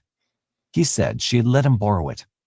Also, his fingerprints were lifted from her missing wallet, found discarded in an interstate rest area, and spots of her blood were found on shorts he had in his possession. The jury listened to the evidence, along with the witness reports, and convicted Rogers of murder. They then sentenced him to death. Rogers repeatedly said he was not concerned. He believed he would one day be exonerated. In July 1997, the state of California indicted Rogers on counts of first-degree murder and arson. The governors of California and Florida reached an agreement that would extradite Rogers to California to stand trial. Afterward, he'd be transported to Florida to serve his sentence. In October, he found himself once again in Los Angeles to stand trial for strangling Sandra Gallagher and leaving her body in her burning automobile. The judge allowed evidence from the murders in other states because they showed his pattern. On June 16, 1999, Rogers took the stand in his trial to insist on his innocence in the Gallagher murder. He said that a business associate, Istvan Steve Keeley, was the real killer. He proposed that the last time he had seen Gallagher, she was alive and with Keeley, who was on parole for shooting a maintenance man in 1972. He went back to prison for violating parole, but at the time of the murder, he was free. Rogers further stated that after leaving the apartment with Gallagher, Keeley then called Rogers to report that he had killed Gallagher. Really? However, at this point, Rogers was prohibited from saying anything more about that conversation. Look at him. He did indicate that he did not believe what Keeley had said, although he admitted that he kind of felt that she was dead and was upset about it. In closing arguments, prosecutor Pat Dixon referred to his performance on the stand as false, syrupy, sweet, sick. She claimed that the murder was premeditated, not an act of passion as the defense attorney suggested, and therefore should be punished as aggravated murder. After 4 days of deliberation, on June 22, 1999, the jury convicted Rogers of the murder and a few weeks later sentenced him to die. That August, he was transported back to the control of Florida's Department of Corrections. He still had to face charges in the murder in Jackson, Mississippi, and while he was a suspect in a murder in Bossier City, Louisiana, charges were not filed. As long as he faced 2 death sentences, enough seemed enough. While Rogers clearly had problems, both genetically and environmentally growing up, this would not cause someone to commit murder, especially not repeatedly. He didn't know what he was doing and that it was wrong, so he was perfectly aware that he was causing harm to others, and yet he continued to do it. Then he attempted to frame others for it. There is little about his behavior that supports a diagnosis of psychosis. Rogers' behavior is certainly in line with the kind of parenting he received and his apparent inability to deal with frustration, fear, and anger. He was clearly conflicted due to a love-hate relationship with his mother. Yet even that does not necessarily produce a killer or even a criminal offender. Rogers demonstrated a mind that could compartmentalize and shift to whatever might work in his best interests, no matter how lacking in truth and no matter who might get hurt. He was apparently doing what comes naturally, going along the path of least resistance. In A Mind of Its Own, Australian psychologist Cordelia Fine relies on brain research. I've heard about this book, but I never ever looked into it. This man is a psychopath, point blank, period. He is a psychopath. Now, my thing is that you had his brother some of his family members, they all knew who he was, what he was doing. And I'm just skipping ahead a little bit. So, okay, here we go. February 14th, 1999. But he appealed right away to the Florida Supreme Court, raising conviction and execution is hardly likely to be thus motivated. In fact, he may well have convinced himself that he really was innocent. Rogers had been scheduled to die in Florida on February 14th, 1999, but he appealed right away to the Florida Supreme Court, raising several issues. He claimed that the state had not presented sufficient evidence to support the charges and that the trial court had erred in the handling of mitigating circumstances. Rogers also argued that the trial court should have granted the defense's motions for a mistrial because a witness was allowed to testify about a misdemeanor for which Rogers was convicted in California. In addition, the prosecution was allowed to present an improper argument during closing arguments, and one that had gotten another conviction overturned in a different trial. Rogers also contended that there was newly discovered evidence. His appeal was delayed until March 2001 and then denied. In 2002, reporters Stephen Combs and John Eckberg co-published Road Dog, emphasizing how law enforcement had allowed Rogers to slip away from the murder he'd committed in Kentucky in 1993. Yep. They contend that Rogers was a good suspect in the murder of Mark Peters, but a series of mistakes allowed him to get away. Before the other murders had occurred, California police had arrested him and contacted Ohio law enforcement. Detectives from Hamilton intended to fly to California to question Rogers about Mark Peters, but their chief believed it would be a waste of time and money. He canceled their trip. Combs and Eckberg, both of whom had covered the case from different angles, wanted the public and police to realize that economic considerations of this nature where a killer is concerned can, and did, cost lives. So they canceled the trip because they said it was a waste of time and money. So you let a killer go free to kill other people because you figured it was a waste of time. So let's see. You knew he killed Mark Peterson. Okay, so then you let him go. He killed Sandra Gallagher. Then he killed Linda Price. Now, Sandra was in California. Mark was in Hamilton, Ohio. Linda was in Jackson, Mississippi. Tina Marie Cribbs was in Tampa, Florida. And Andy Giles, Bossier City, Louisiana. Those are just the ones he went to trial for. So with that one murder that started with Mark, you had, what, 4 other people? 4 other people that you can actually put him there died because you didn't go get this man. And he's at Union Correctional Institution. You didn't go get him. So you had 4 other deaths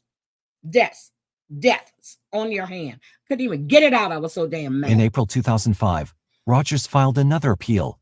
It was denied in 2011. After we finish this, it was his last appeal.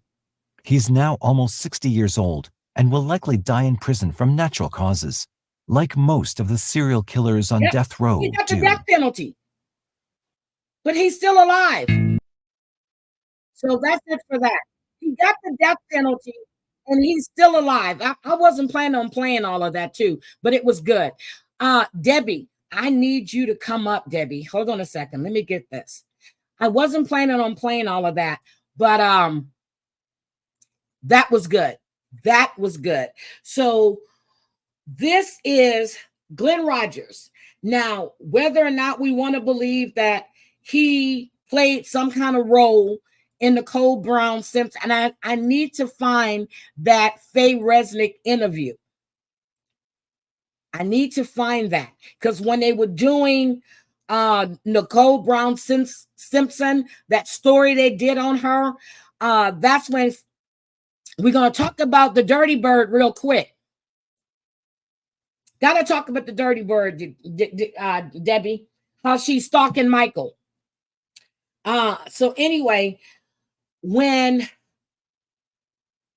they knew this man was responsible for Mark Peterson's death, they found his skeletal remains in the cabin. You damn near cut off Gallagher's head, stabbed her in the bathtub. Then you stabbed another woman. He's known for stabbing. So he's called the cross-country killer, the Casanova killer, and all this other BS. But you let this man go. They released him because you didn't go get him. When you knew he killed a 71-year-old man who was doing nothing but being nice to him and trying to help him out. That's it. That's it. He's got the death penalty and he's still breathing. I wish, you know what? I shouldn't say this, but I wish he would have committed a crime in Texas. Florida, I'm surprised. I'm actually surprised that Florida let him live. Florida let him live. Lynn, thank you so much. Thank you, thank you, thank you, thank you, Lynn. Florida let him live. Whew. Hey, Debbie. Hi. I called you yesterday for just that reason. Did you see Moving Mad's thing on Angela? I saw a bit of it, but I don't think I watched the whole video. Wait, so she's stalking poor little Michael now? She's stalking Michael. And before I even saw Moving Mads, I typed in the comments. I said, who's stalking who? Oh, no. And then she's telling these women, as long as I'm with him, you can look. Meaning she's not giving this man a divorce. And she's making fun of him. But MILF Manor. Oh, yes. Debbie, can you talk about MILF Manor, please? I Oh still didn't finish watching it. let me Look, tell I you, still didn't finish watching it. I got up early this morning only for disappointment. For some reason, YouTube is flagging our MILF Manor reviews, and Why? they are not monetizing it, and that means that it's not even going through the algorithm. It's so sad. Something in it, and we made an effort yesterday to be so politically correct, but there's nothing going on in the show. But for some reason, we're getting flagged every time. Debbie, do you know on Adults Adopting Adults, I looked at my stuff. The highest view we've had on that one is 7,000. And we did that 2 years ago. Yeah. Yeah. Look. And they monetized that. And I was saying all kinds of shit. Last season on MILF Manor, they did a demonstration with fruits and vegetables of human genitalia and how to demonstrate how to orally gratify a partner. Uh-huh. And we did that, and we were not as careful in our description as I was just now. And no problem. I even put up pictures. My thumbnail was of that scene. But Ryan Rounds, she mentioned, she's like, could it be the word MILF? So it could be the word. I think I'm serious, because when I did a thumbnail one time, I put something in it, and before I even started it, it was yellow. Once I changed the title, it went green. Well, I'm going to go back and I'm going to rename it That Show That YouTube Don't Like.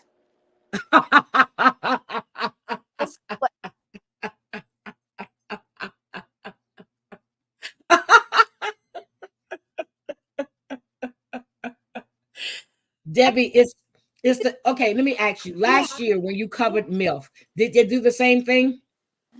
No, none of those shows went up for review. None. Did you put it in for? Did you request a review on it? Yes, and it came back after manual review. We're not going to monetize this. Get the hell out of here. I think the most we've made is 6 cents. Yeah. Oh my God. Yeah. So, um, Debbie, do you know yeah. all the shit that we say on Thursdays and the shit that we say I when you come up on Saturday know. morning? I They all know. get monetized? I know. Everything else gets monetized except this show. So I think maybe it's the name. I think it's the To title. I went through to see if like I had that particular word as like one of those no words that you have Uh-huh. like in your settings. It's not there. We only have 4 words. It's not there. You can say I basically would try anything. changing the title. Yeah. On one that you haven't sent in for review, change the title on it and see if it goes green. I already sent the one today for review Oh, damn. Yeah, I already know that that's going to happen. So next week I'll just change the name to that show that YouTube doesn't like, but you want us to review. Oh my God. Yeah. Because Debbie, I'm serious. Hold on. I'm going to get adults. Hold on. I'm going to show you my adults adopting adults. I'm going to show you the highest. Hold on a second. Let me get adults adopting adults. Hold on. Let me go. The 3 episodes that we did of that show with Jamal, they got very good ratings. I mean views and no review from YouTube. None at all. And that those shows really frightened me. Really frightened me, especially the guy who brought the gal from overseas who was pregnant, and the Yep. wife, um uh, and that remote like farm ranch place that he lived on, and put the pregnant girl in the trailer. It was just very, I don't know, that didn't rub me the right way at all. Okay. Hold on. This is adults adopting adults. And hold on. I need to go show you the views. Hold on a second. Because when I was looking the other day, I was like, oh my goodness. And I did not know the views that this thing had received. The highest reviews, one was 76 something, and then hold on. I'm gonna say a lifetime. Oh, I want a lifetime. That's what I want. A lifetime. Lifetime. That's how I found it. Okay, so here it is. Adults adopting adults. Hold on. Let me show you. Let me show you. Channel analytics. You see this? Adults adopting adults. 7,604 views. No, I don't doubt you at all. But I all the don't doubt stuff you at that all. we said on this, Yeah. I Yeah. think the highest, and then for Enough is Enough, it was 9,627 views. But look at the views, and I did not get it was green. Yeah. Yeah. But Yeah, they bought the camper for her. Jamal Yes. says that they changed the Yep, the the TOS has changed. guidelines. Yeah, the Yeah. guidelines has changed. But Yeah. again, the show that we're doing before that, the Love in Paradise, Yes. we're talking about threesomes. We're talking about transgender. We're talking about just as inflammatory topics, more so than being an MILF. Mm-hmm. Unless of course the only thing that's different this year is that we have zaddies on the show. That's the only difference. YouTube just don't like that show. I guess so, but they need to watch it because it's funny. It's actually much better this year than last year because it was very cringy with the mothers dating their sons. Yeah, I didn't like that shit at all. But Debbie, so you weren't here earlier. I found out that my son is a Swiftie and he's in Paris to go to the Taylor The Swift show? concert tonight. Oh. And I asked him what hotel he was in, right? Uh-huh. And he says, no, I'm in a penthouse Airbnb. It's a 2-story. I said, get the fuck out of here. Oh, nice. That's even better than the Yep. George song. So you know me. Oh. So I'm like, okay, where are the kids? He goes, I Mhm. pulled them out of school for a couple of days. I said, okay. He said, and I said, how is Justin enjoying Paris? He goes, you know, it's a shock for him. Kayla's been there a couple of times, but Justin is just taking it all in. And he says he's just like, wow. I said, yeah. You Listen, know, he's not used to traveling, but Justin is. He said he's adjusting really well. the first time you go to Paris, it's always amazing. It's Yes, always amazing. Like you can look at dog shit on the sidewalk, it'll be and you would go, amazing. "Oh my god, it's French dog shit!"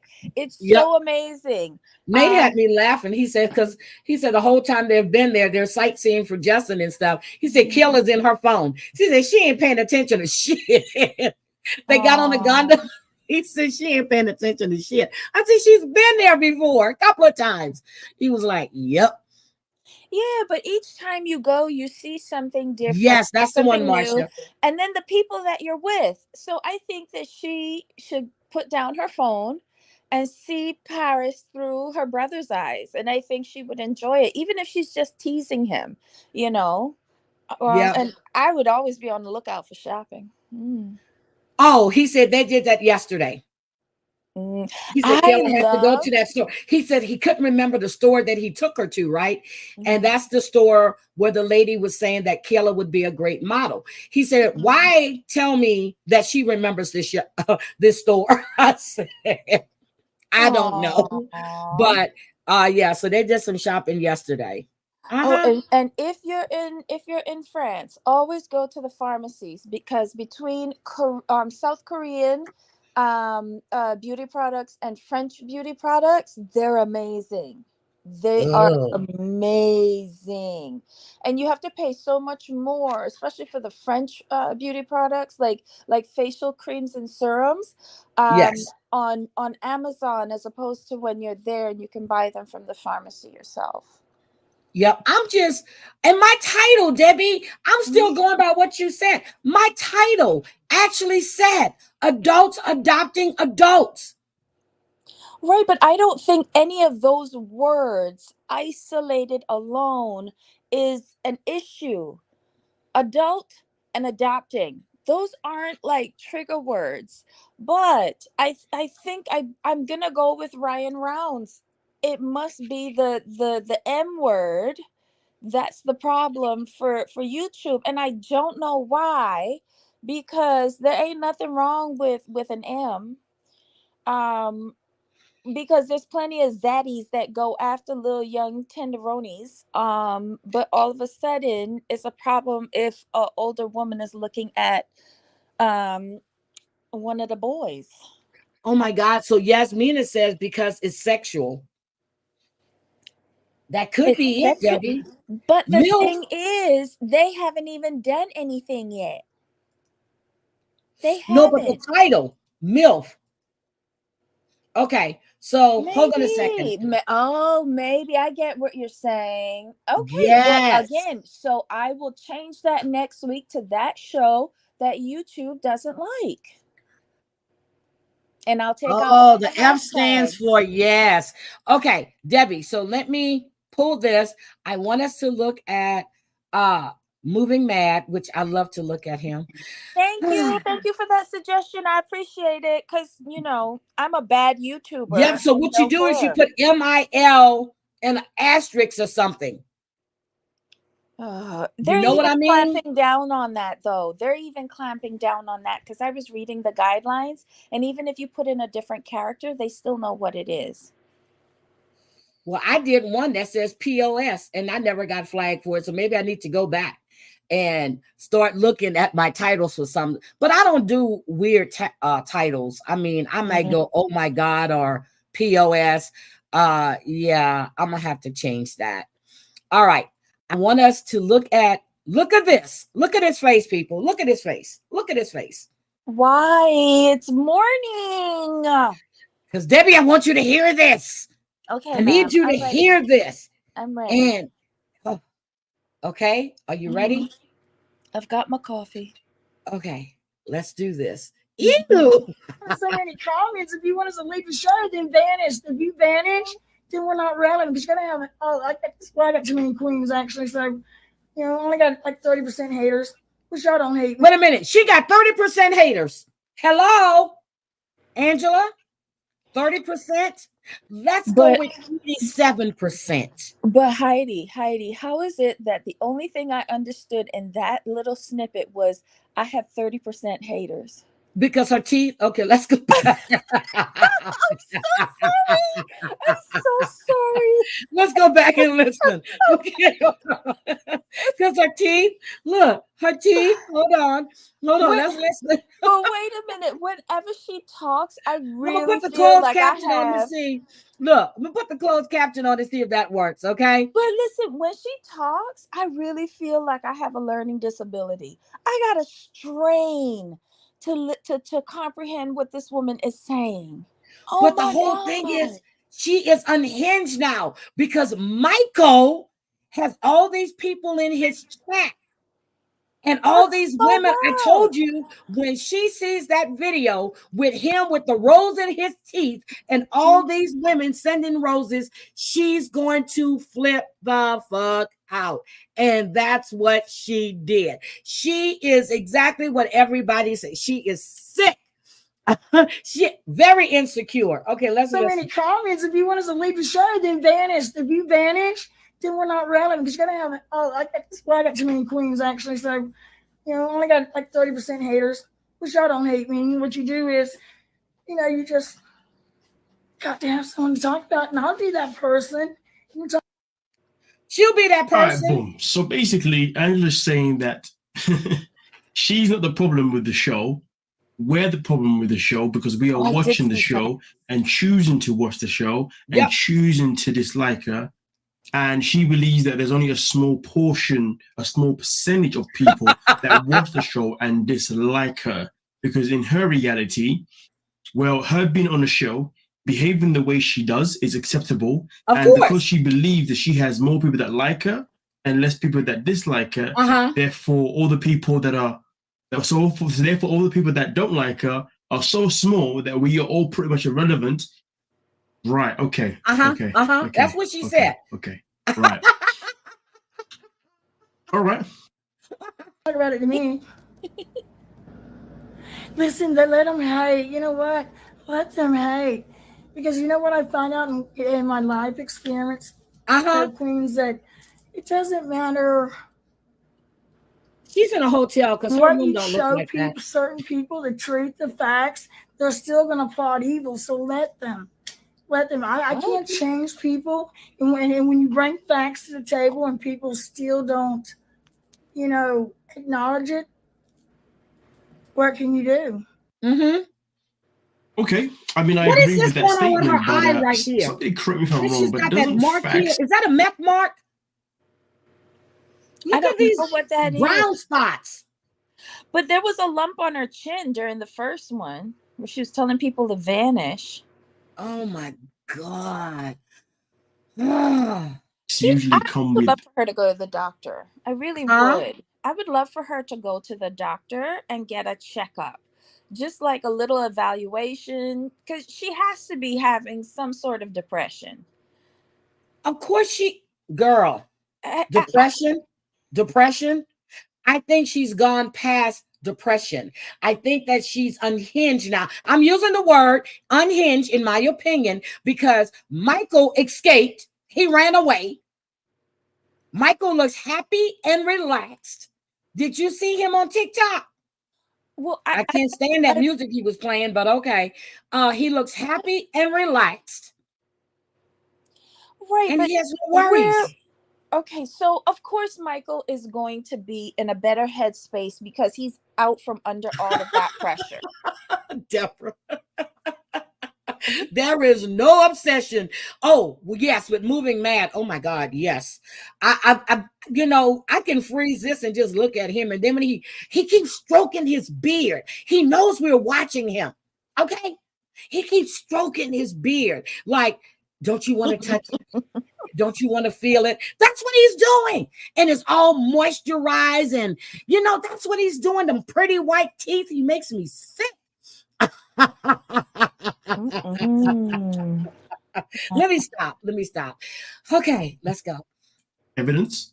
I mean, listen, even opinions also do come with evidence, right? So here's the thing: if you're somebody who's giving people facts, and you're not bringing the evidence, that's right. Well, then your facts, really and truly, can just be seen as your say. Yep. If you bring an opinion, sometimes you also need to bring in evidence to back up your opinion. Yeah, he needs to stand up. Otherwise, in the same situation, it's just. Hold on. I follow him on his other page on IG. I see him with no shirt on, with his little shorts on. Yes, so he don't need to stand up. He's good. He's good. Does anyone know how tall he is? He say, Debbie, I don't care about how tall he is. Maybe I do. Maybe 6 feet. You really think he's 6 feet? 5'8", 6 feet, somewhere around there. I don't know. I feel like he's 5'7". Okay, well, his pack, I mean, you know, everything looks good. It's all in proportion. So smash the like button, guys. She say, whatever say, you know what I mean? So Angela can continue talking about how she is innocent or whatever the hell she's trying to tell us here. But unless you're showing us evidence of certain things, then what the hell are you telling us? Nothing. You're not telling us necessarily a fact, nor are you even telling us your opinion, which obviously you couldn't because obviously it's your life experience, right? That's right. You're just telling us your side of the story that we are choosing to not believe because you are not giving us the evidence to believe your side of the story. You know what they say, right? There's three stories. Three sides. You have his story, her story, and the truth. And really and truly, the truth is something that we have to witness ourselves to really know who is telling the truth. And usually speaking, we need someone that's there that obviously saw it, or we need evidence. In this situation, we need evidence. And the evidence shows, Angela, that you're guilty. I mean, no matter what kind of facts I bring to certain people's table. You're not bringing any facts. You've called that man the N-word. I'm not N-word. I never heard her say the N-word. Someone says she said that. I never heard that. You've called him the R-word. You said that he was gay. You said you've tried everything you could to muddle his name to make yourself look better. Debbie, what you have to say? Deborah, leave me alone. I feel like he's 5'7". I'm thinking more like 6 when I saw him walking. I don't know. I'll have to go back and look. I'll go back and look. I don't know. Like Angela, not that I'm a fan of Angela, right? But I really wonder where her family and her friends are. Because what friends? The ones that she ain't beat yet. But honestly, like, is there no one in her circle, her family, who can like get her to somebody she could talk to? Because how is this productive, her going on these rants all the time, whether she's drunk or sober? It's just very concerning to see. I know she's concerned that she's losing her paycheck. She's losing notoriety.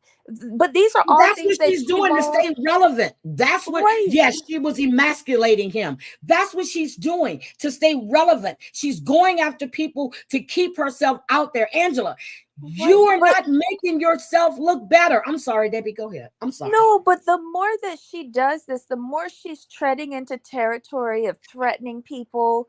It's just, not only is it not a good look for TLC, right? But TLC, in my opinion, has cut her loose. So now she's on her own. And she doesn't have TLC or Sharp Entertainment or Productions or whatever as her cover, promoting her foolishness anymore. So she's in a headspace now and has been for several years that her bad behavior is going to be rewarded. But now that she's been cut loose officially, her bad behavior can now be criminally charged. She's also delving deeper into, I'm going to say alcohol for now because I don't know anything else. But if this were my mom, how could I, in all good conscience, let her continue to spiral like this? For real? Well, would put me in a damn hospital somewhere. He could stand on a stool. Oh my God. Oh my God, Lynn. Okay, let's go. Oh. People are still going to make it out to be not the facts, you know. It's So not the facts. Enjoy your life. Life's too short. So I'm going to enjoy mine from now on. I've been in 7 years of hell. Wait a minute. She's been in 7 years of hell. Again, you had every opportunity to let it go, but you kept wanting those checks from TLC. You could have left him with all the cheating, as you said, all of the Yahoo boying he was doing to you. You chose to stay in that relationship because you were getting a check for being in that relationship. Debbie? I agree.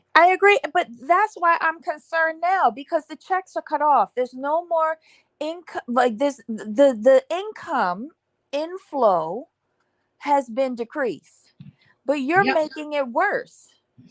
Michael's playing the game. Michael is playing the game. Yep. He says, I want no negativity, all positivity, people, all positivity, no negativity. Every time he says that, I'm not only that, he waited until he was told that you can go and get social media. You can go online, but only say this. Like, he's paying attention and he is listening to what they're telling him so that he can get the next show. While she is going out here, who's to say that she couldn't have gotten, if she had made a change, acknowledged all of her wrongdoings in this relationship? But she's not wrong. But who's to say that if she hadn't made that pivot, right? Yeah. That we would have wanted to see her on Single Life as well, so that both of them could go off and find something and be happy separately. Again, in her mind, she hasn't done anything wrong. In her mind. However, if she was thinking like Michael, I'm sure Michael doesn't think he was doing anything wrong when he was scamming white women on Facebook so that he could get a visa to come over here to the United States of America. I have not forgotten that Michael is a scammer. He's a scammer. Thank you. Nobody's forgotten that. But you seem to think you're the one that's shocked. We're not shocked. None of us are shocked. He is. How are you shocked that this is what this man has done? She is not shocked. She is shocked that she has gotten outsmarted. That's what it is. He outsmarted her. Remember, I said that the two of these had a mutually beneficial agreement. Yep. From the beginning. Angela's always wanted to be on TV, and she used this man to get on TV on this platform because nobody was letting her on the You the Baby Daddy shows anymore. Yeah, because her daughters wasn't having any more, Skylar. Look, Skylar, she can't be sleeping with young men anymore. But anyway, I was mean. She couldn't break him down. You're right. And she was trying to break him down. Okay, so let's finish this and let's see what else she has to say. 7 years of hell. You know what's so interesting about that? Didn't you choose to be in 7 years of hell? Thank you. Because you just wanted to be famous. Yep. So the question is this fame that you've gained over the past 7 years, this hell you talk about, was it worth it? Or was it not worth it? Was it worth it? As far as I'm concerned, you cannot say it was hell because clearly you have benefited from this 7-year relationship in many ways that you wouldn't have beforehand. So I really do contest whether or not this was 7 years of hell or 7 years of exactly what Angela's always wanted, and that is being in the spotlight, and all, as well as also using the money to pretty much transform herself.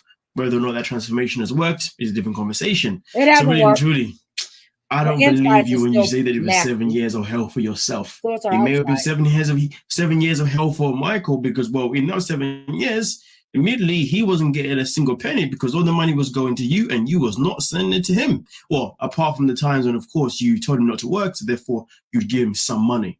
But really and truly, the money that you had, you used it all on yourself. So if anything, the person that definitely had 7 years of hell was the person that at this moment in time seemed to have not benefited in any kind of financial way whatsoever. So again, I do ask, 7 years of hell, but have you not benefited like financially by quite a lot, as well as also getting your dream of being famous? Famous, Right. See, I mean, if you're I gonna like tell us you. your You side of the story, mad? at least make it sound believable. I mean, because don't right be now your mad. I side of the said you story mad. is Dang. lacking facts, Yeah, and get yeah. Vanessa. So much. Thank you so much. Thank you so much. God bless. God bless. Thank you so much.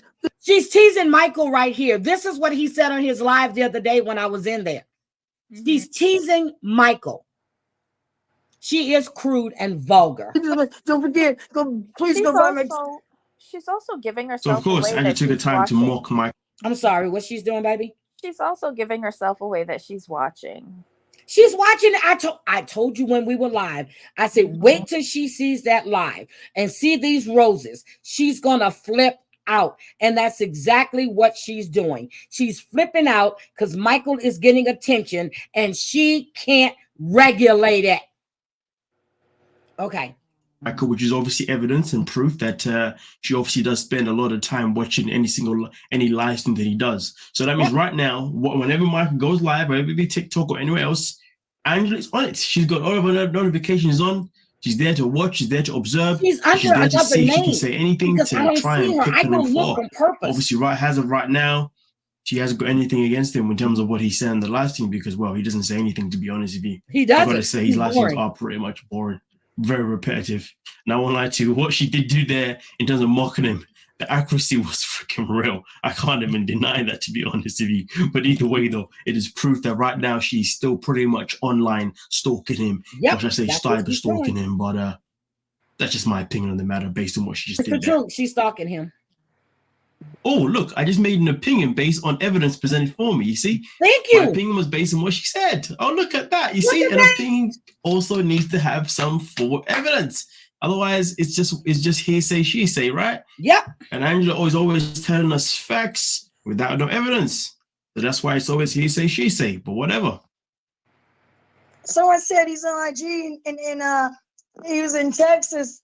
I said, look, I don't care where he's at. I just like, I'm responsible for a person. I'm going to make sure I know where they're at. I'm not. See, her excuse now for stalking him is because she's responsible for him.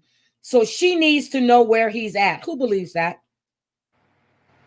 Who believes that? Oh, how does she know he's in Texas? Because someone said on IG he was in Texas. He's not in Texas. It'd be funny if he was in Atlanta. Yep, he's in Atlanta. I think he's in Atlanta. When he took a picture in this mall, in this food court, girl, I was trying to figure out. I'm like, I've been in a lot of malls in Atlanta. And I said, I'm going to have to go take a look at some pictures. I was like, I was like, he's got to be in Atlanta or Louisiana. She ain't going down there. Okay, let's go. I definitely want to see nobody. And this is the thing. You just said 2 months ago he was in Nigeria. Can y'all catch that? Michael is not, first of all, dumbass. Michael is not in Nigeria. If he went back to Nigeria, that means that but he already have that visa though. So he could go back and forth. What visa? I thought he got that automatic green card, not visa, green card. He got an automatic green card? I thought he did because he can't. It ain't gonna go through that fast. It ain't gonna go through that fast. It's the U.S. government we talking about. Okay, so I love that. I love that accent came out. That accent. Okay, he came over because they're married. What did he get automatically? Was it a visa? She's still he has a spousal visa because they got married over there, right? Okay, yes. He still has to adjust the status when he get here so that he could get his green card. And she hasn't adjusted his status yet. I think that was an issue because TLC, in addition to threatening her, saying you need to hurry up and bring him over here, or we won't film you, just like how they had to threaten her to marry him over there. What their whole meltdown was, in addition to taking the phone, cutting him off from his family and stuff like that, and then whatever interactions they had, was her not adjusting the status, and you have a limited amount of time in which to adjust the Hi, status. baby. I feel she had no intentions of adjusting the status and forcing him to go back. That's what I feel, because she's never wanted to be with Michael. She's never wanted to be with him in person. I think she thought the better storyline was for them being apart. I don't even think she wants to be married to a black man. Bambi, I did Glen Rogers this morning, Bambi. Oh my God. Oh, you don't think so? Okay. No, because look at who she was chasing after. The gentleman with the kidney issue or whatever, internal organ issue. I feel that once she got her glow up, I feel that that's what she was really looking for. The only reason why she went with Michael was to get on television. I think so too, and we know that because she's a reality whore. In my opinion. Look, in my opinion, that's what she is. It like Michael ticks off all the boxes. He's black, he's from Africa, it's an interracial relationship, it's age differential relationship. You know, it's a lot of things to grab a lot of different demographics on television. So she was trying to get as many as possible. She had no intentions of ever living with this man in marriage in person. She wanted him to stay in Africa, but time after time, the production company kept forcing her hand, and this is the result. I mean, Debbie, what happened? You agree with Bam? Oh, thank you, Claudia. Alrighty, I don't mind being called Bambi. It's a cute name. It's still early. I'm only on my first mushroom coffee. So Debbie, yeah, yes. When she was on Auntie and we talked about that. Do you believe she was surprised? As you said, hell to the no. Why is she trying to put that down our throat that she really loved this man when we know she did not? No, she didn't. Again, mutually beneficial agreement between two scammers from the beginning. Where she falls to the wayside is that she did not compensate Michael properly, but she required a lot from him, not only just to get on the show, but she forced him to give up his job. She wouldn't let him, seek any sort of sexual partnership, endorsements, sponsorships, nothing. She had not to even do it that, all. but he couldn't have a life. He could not go out and get head. He could, for his birthday, all he wanted was a BJ, and she wouldn't let him get it. Can you imagine her giving him a BJ with them teeth? I'm gonna stop. Let me stop. Yeah, but no, back in the day when that happened, remember that was pre-surgery, so she was missing some teeth. So if she was gumming it, that is apparent from what some of my friends say. Gumming it is like real good. Huh? Cause you ain't got no teeth. And you can't along scrape the rim, and you can't scrape. right? Okay, you just got it. So it's like those men that got the fetish with the baby goat. So she was gumming it. So he enjoyed the gumming part because he didn't want the teeth scraping across his shaft. Correct. And hitting the rim. The rim is the most sensitive part. But and that's what how gets big cut. do you think his shaft is, though? Look, here, African. All things are possible. But I'll give you the female equivalent. Girls, don't discount a partner that got a split between their teeth, because when they put your nipple between the split, it's on and popping. Oh my God.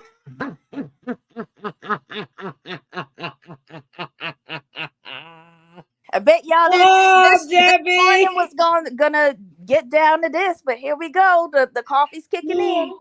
Oh, Debbie. The mushrooms are kicking in. Debbie.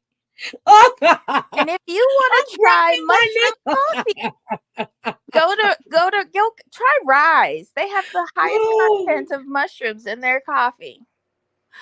I don't do that. Oh my God.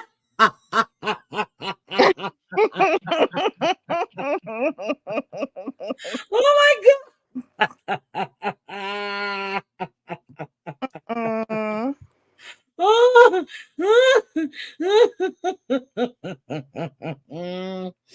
Debbie.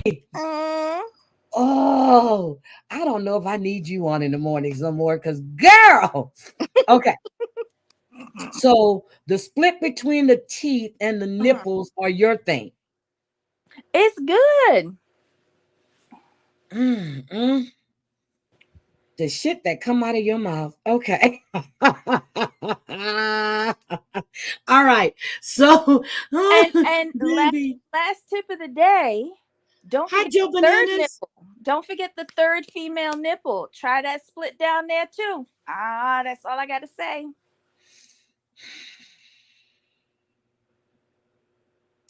Okay. Look. Yeah.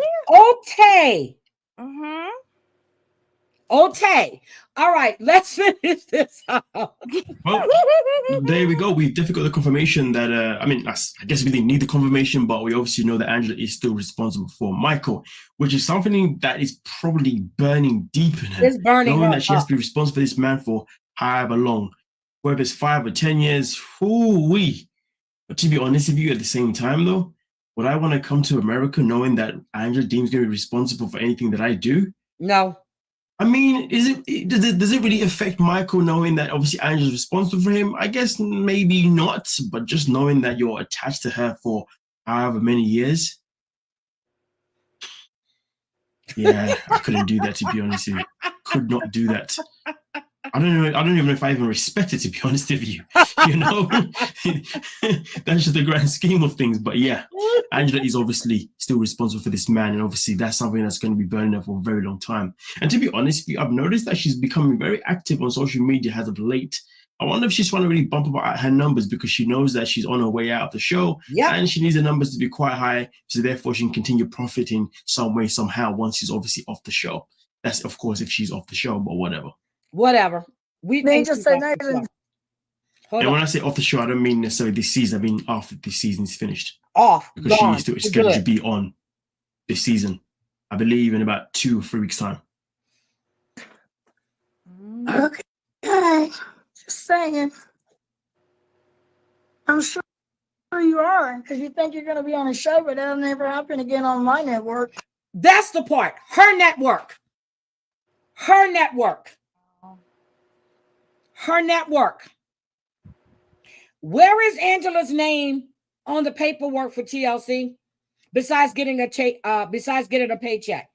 Her network. The same thing she did to Kim. She tried to intimidate Kim. She threatened her. Do you like your job on Pillow Talk? But here's the thing, though. This is how stupid she is. You'll never get another job on my network. Here's the thing. Y'all don't work for TLC. Y'all work for Sharp. Thank you. Do she not know who her paychecks come from? It's her network. She owns the bitch. Last time I checked, Discovery owns TLC. But, that's just going into the weeds at this point. Thank you, Bambi. They don't work for TLC. Yeah. Baby, if you want to come up, I'll drop the link for you if you want to come up. I didn't even know you watched this show. If you want to come up, Bambi, I'll drop the link. Oh my God. Here's the thing. Moving Mad made a really good point that she's really upping her social media presence in the hopes of, I guess, parlaying this into a YouTube channel, hopefully to replace her lost income, right? But the thing is that this kind of diatribe gets very boring very fast. And you have to constantly find a new target.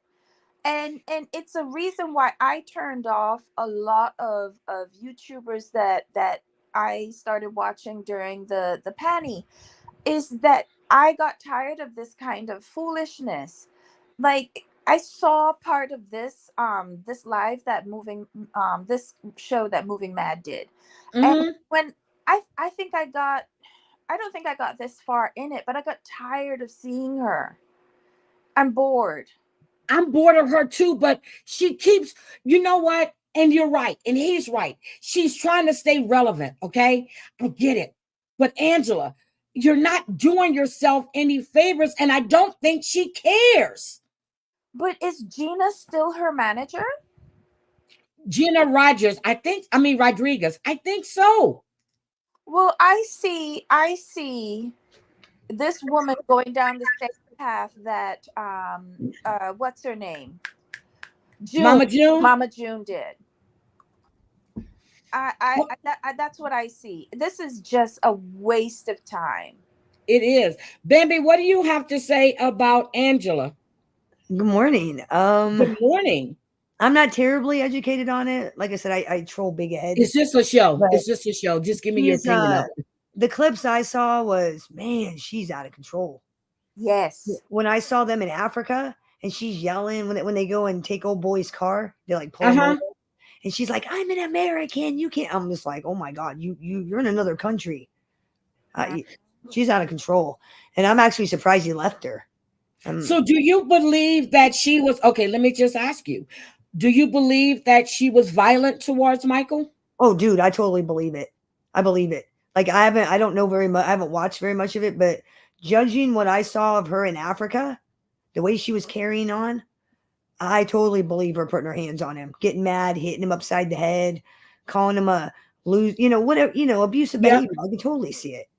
Totally see it. So what she's doing now, is I don't know if you saw her drunkenness when she was on TikTok and it's made its way around. She's threatened Kimberly, who was with Usman, which Kimberly doesn't think she's threatened her, but everybody else sees she threatened you, Kimberly. She threatened you and your position on TLC's Pillow Talk, Kimberly, which she doesn't have any pull, but she did threaten you. She's drunk all the time. And do you see all the marks and stuff in her face and that hole that was in her lip, which I don't see anymore? Do you think that she's on some serious, in your opinion, do you think she's doing other things besides drinking and smoking cigarettes? She's got the old lady baggy smoky face, as I like to call it. There's some women that they smoke for a lot, like chain smokers. You'll see it with the wrinkles, the skin coloration. And she also has, like, to me, displays signs of alcoholism, in my opinion. Like, I think, could she be using other substances? Possibly, but from the picture I'm looking at right now, she looks like a smoker and an alcoholic. Bambi. Okay, let's. Well, I mean, I'm looking at the physical appearance. Look at the bags. Look at the cheek. We looked at that. I mean, look at the facial. Look at her complexion. She's using a lens. I guarantee if you remove the lens, she's. Oh my God, we have. Yeah, we have.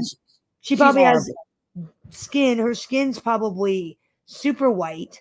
She probably has a lot of darkness, I bet. Her cheeks are probably more sunken in. I guarantee you, she has the signs of like an alcoholic. And smoker. Hi, Justin. Baby, Debbie, what do you have to say what Bambi just said? Look, I've seen one of the unfiltered pictures, and I didn't realize it was her. I think it was the one with it's her.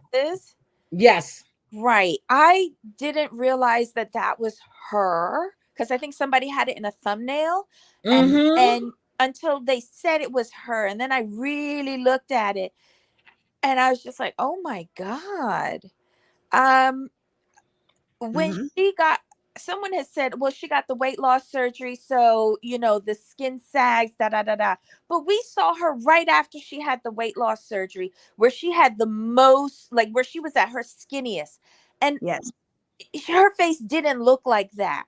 Nope. And yes, she's been a smoker for the majority of her life. I think she says she started when she was in her teens. She's almost 60 now. That is going to take a toll.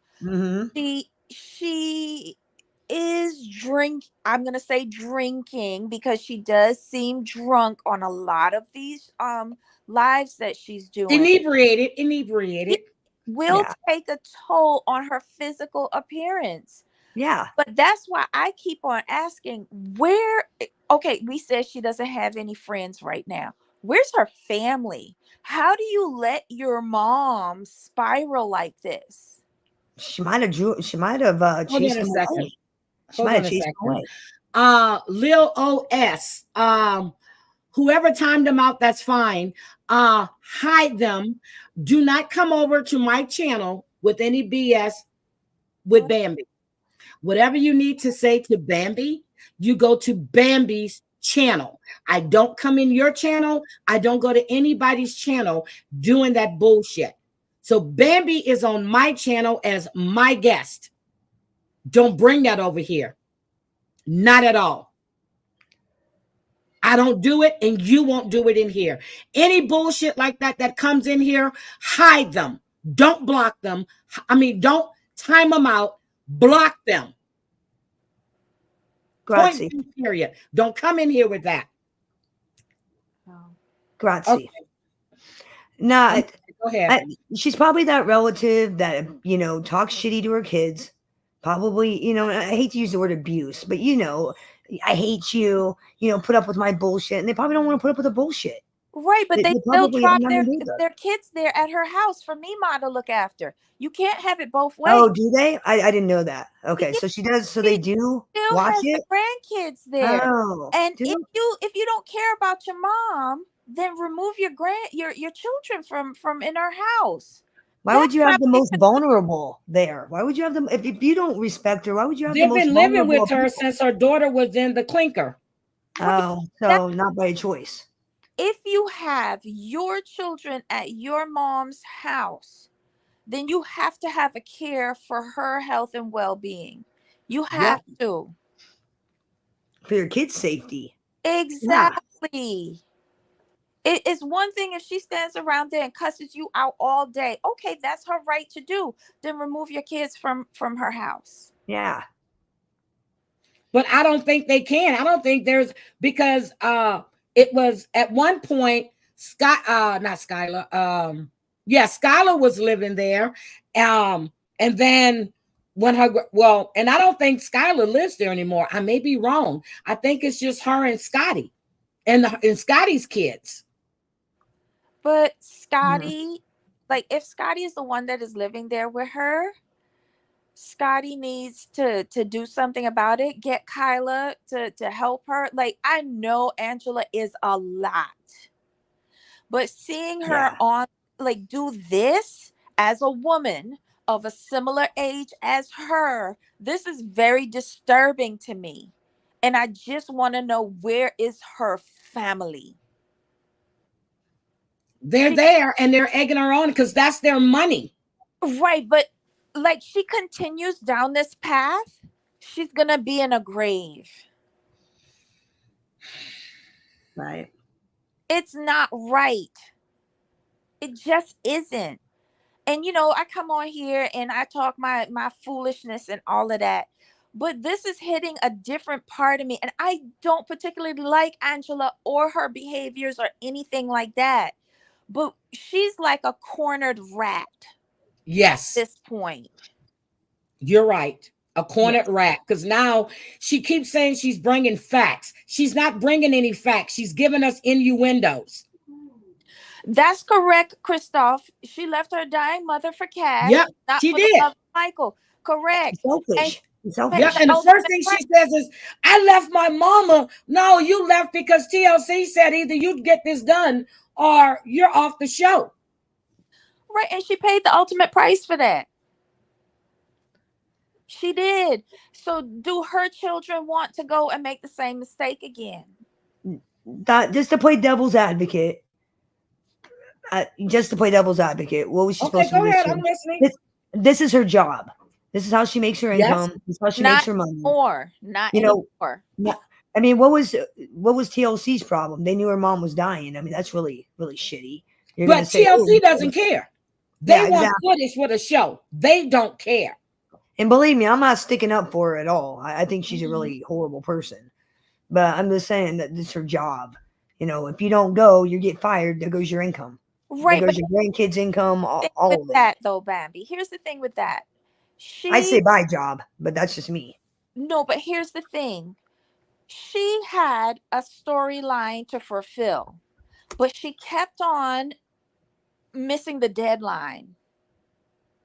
So they gave her an ultimatum, and they weren't accepting any more excuses. Yeah. So she had to do it. Or basically, as my mom used to say, shit or get off the pot. Basically, that's what happened. And wait a minute. So Christoph is saying that, good morning, Savage. I thought about you. I missed our weekly call, but I know you were away on business. So you and I need to talk, Savage. So you're exactly right, because TLC, from Christoph saying that TLC tried to convince her to wait, but she refused. Wow. I didn't know that. And don't forget, when she went over to Africa, she was still trying to get out of the marriage. Yep. Oh, wow. Because she wanted, yep, she was. And that's when TLC said, if you don't do this, we've come all the way over here yet again. And if you don't do this, we really don't have a story. All that money they wasted. Yeah. I mean, it's a business. Not like her one trip over there and she didn't get married. We were like 3 seasons in with her BS. Wow. And it's the same thing with Last Resort. Last season, they were like, listen, it's not entertaining you toting him around on an iPad. Nobody wants to see that. You cannot have a relationship on an iPad. Not at all. No. No. And that's the only reason why he stepped foot on U.S. soil. You got to kind of feel bad for the guy. I mean, why? He was a scammer too. But she and Debbie, they were in a mutual scamming relationship. Yes, they were. Well, then screw him too. But and they deserve each other. But in the 7 years, she has benefited more from it.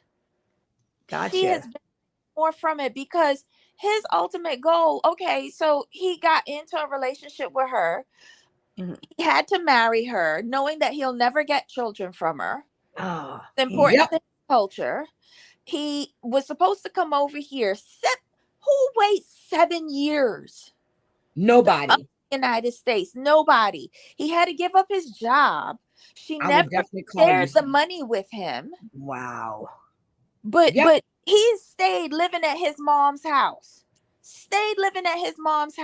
Whereas she has purchased a new house. She has done every plastic surgery from top to bottom, all of her jewelry, all of her high life, all of her lawyers that she says she got $10,000 an hour. Wow. And she has not shared a 50% because the two of them were in this together. Because who's going to watch Angela by herself? Nobody. Her because of Michael, and we watch Michael because of her. You see, they were a pair, but she never compensated him equally. Oh, I'd be mad. And he's always asking her for money, and she don't want him to work. She's always asking for money. But he was always asking her for money. That's gotta be degrading. My thing is, if you never intended to be in a real marriage with this person, right? This was an arrangement. And you did finally get married or whatever. You're in separate continents, not countries, continents. Yeah, totally separate places, yeah. You are out there flinging your flappy labia wherever you want to go. Oh, so gross. He couldn't even get a blowjob for his birthday. It's not. Damn. And that's going to be your wife? But and listen, and I'll say this to wind it up. It's easy to be in a relationship with a character like Angela, when you're separated by the Atlantic Ocean. It's very easy because you could easily hit end on your phone call or your video chat. Yep. Start But rallying to live up. with her on a daily basis. Exactly. To be Yes. physically present with her. And then, for example, she gets angry and she puffs up and she starts putting the paws on him, and he's not going to fight back, because that's not how they were raised. And if he does, he's been pushed to the brink. He's like survival. You can't be in that. He's not used to that. And you've taken him away from his culture, his family, the goat, everything. His language barrier. I mean, no language barrier, because he know better English than he knows. Yeah, he speaks English really well. Oh, right on. Yep, he does. Totally different lifestyle here than in another country. Totally different lifestyle. No family, taking friends. him away from everything that he's known. Yeah, and no safety net. Isolated him, and then on top of that, taking his phone so he can't even talk to his family. Took his phone. Yes. That sounds like an abusive and his passport. Which she says she didn't. Which she says she didn't. He had a picture of it in his phone, so that goes to tell you right then and there. But Debbie says that she has a picture of hers, which I forgot. I need to put a picture of mine in mine too. Yes. But she said that people do that, just in case they're out someplace. And I know when I travel with Kayla, her passport always stayed with me. Now, if you lose your passport and you have a picture of it on your phone, you can go to the U.S. Embassy or consulate. Oh, so you can use that as identification. Yes, right on. Yeah. Anybody who travels overseas, no matter what country you're in, take a picture of your passport. Your passport, not the outside, but the inside where it lists your name and all of that, and the barcode. And if something happens to it, you can take that to the embassy. Yep, you have it. Okay. Good to know. And Debbie, ever since you said that, I keep telling myself, but this morning I'm gonna go right in there and get it and take a damn picture of it. Good morning, Maria. Heidi, I will hit you up. I've been up since 2:32. Okay, I went to bed I passed out around 4:30, 5 o'clock. I did. I went to bed. I've been up working on auditors' numbers and reports, and my brain was just fried. And I just laid not on my sofa. I climbed in my bed, got underneath the covers, and went to sleep. So again. Okay, let's finish this out. So I want to hear what the rest of you. This has been a great conversation. Thank you. Hold on, let me finish this out. So informative. So when she spoke about this bit here about being on a show again on my network, I believe there was a comment that she's obviously referring to, and that comment seemed to have not really been there. I know sometimes the comments are a bit delayed when people are talking. Let's have a look here. Yeah, I don't really see the comment that she was actually referring to stuff in particular, but I'm assuming she's talking maybe about Michael being a 90-day single life. Yep. That's my only assumption on that one itself in particular. But he hasn't been confirmed maybe she's for trying that. to say that, hey, she's not going to be in the show because I am this Good network. morning, I'm not too sure about that one, because that one was a bit hazy, but I'll let you have your own thoughts on what she meant on that one. Okay, she's almost finished. I'm going to get on my network. Our network. No, honey. So if all you women are just flocking in an illusion, all you women are flocking in an illusion. Trust me. She's a piece of. Hold on, let me just stop this. So I told you, when she saw all these women sending him roses on TikTok, she would lose it. Look how she's acting, like a jealous woman. You did not love Michael. You didn't want Michael. He was a paycheck. You sat on national TV and said, when Michael get here, he's going to help me with mama, help me with these kids. You wanted a fucking slave. I'm so sorry. I'm so sorry. She took his passport. She took his phone. He is a slave. What's he going to do? I mean, think about it. That's what a lot of the Russian mob used to do. They get these Russian women over here, take their passports, and then start pimping them out. Well, I'm gonna have to start looking at that. Yeah. Okay, hold on. Let's finish this out real quick. Does that mean that Angela is not going to give this man a divorce? Nope. Let's just play that back again to make sure that we heard that correctly. Illusion. Illusion. Not while I'm with him. Not while I'm with him. Did she say that? Not while I'm with him? Yep, that's Let what me know, she because said. that's what I heard to myself in particular. So if that's what she's saying, then maybe she's saying that Michael will always be attached to me as long as I'm still married to him.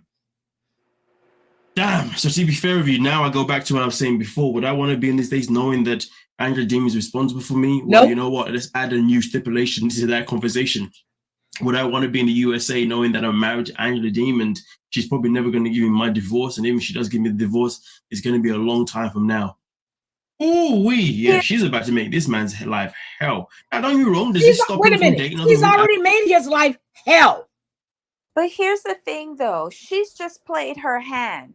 Because if that statement alone, if he hasn't already, he's going to go. He's already laid the groundwork by telling the Hazelhurst police that he was in fear of his life, and that's why he left. So that's laying the first groundwork, because you've made a statement to the police. Now she is now saying that she will never let him go.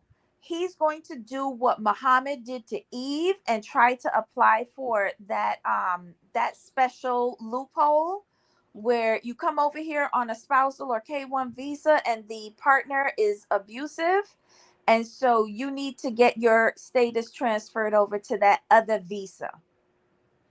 I mean, he's not a U.S. citizen, correct? I mean, what's stopping him just going to Africa and saying F you? I mean, what's stopping him from going home and never dealing with it again? If he's not a citizen. Part of the bargain that she was supposed to fulfill. He wanted to come over here. Oh, gotcha. So he wants to be here. Oh, that bastard. I'm sorry. My son is posting pictures in Paris at night by the Eiffel Tower. You bitch. Okay. I'm sorry. A little Hi, Marsh. Welcome. And guys that are coming in, if you're here now, we've discussed the disappearance of Caleb Harris. I discussed Glen Rogers. Thank you. I said Harris. Glen Rogers and the ties he may have to Nicole Brown Simpson. And he was known as the cross-country killer and the Casanova killer. We are now talking about 90 Day Fiance, not 90 Day, Angela Deem, a Dirty Bird, and every other name you want to call her, and the situation with Michael. So that is what we're discussing right now. So again, we just heard Angela say, basically, she's not giving Michael a divorce. It's her way. It's just her way to control him. It's just another form of control. Yeah, oh my God. Giving him the reason to change to do what Muhammad was trying to do with Eve. So let me just ask this. Oh my God, this one is beautiful. Killer and Justin together. I'm sorry. This is just here's the thing. When it comes to Michael, she keeps saying fraud. We saw the video, which I didn't play, of her with this other girl saying that she was going to subpoena Screen Rant because they said Michael has a girlfriend. When she has been pictured grinding on all these men, going over to Canada, and his name was on the tip of my tongue again, to go see him because he needed a cancer transplant. You had an accident with another man in your car. You got arrested for a DUI. You're always in some men's face, grinding and gyrating like you're all of that. And girl, you're not. Wow. Sit your ass down somewhere. Just sit the fuck down, because it's not a good look at all. It's not a good look. Not at all. So, oh my God, this is not a good look at all for her. These mofos. Hold on. You know what? I'm beginning to hate my son.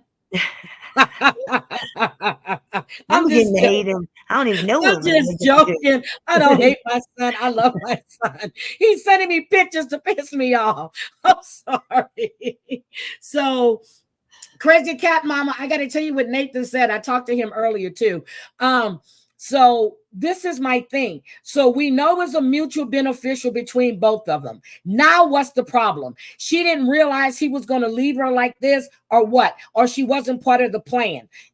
Debbie, what do you think? I think her problem is that he didn't follow the plan initially. When it first happened, he didn't follow the plan. How dare he? Who does he think he is? He needs to bring himself right back on over here. But as it's played out, and he has gotten support to get away, and the tide has turned against her, not only from the audience, but also with her employers. She's now, like I said, a rat in a corner. And she is spinning out of control. And she's desperate. She is, because she's realizing that her pay bag is drying up. So I guess her next thing is she's putting a bigger presence on social media. I wouldn't be starting up her YouTube thing, because I think she alluded to that in one of her rants.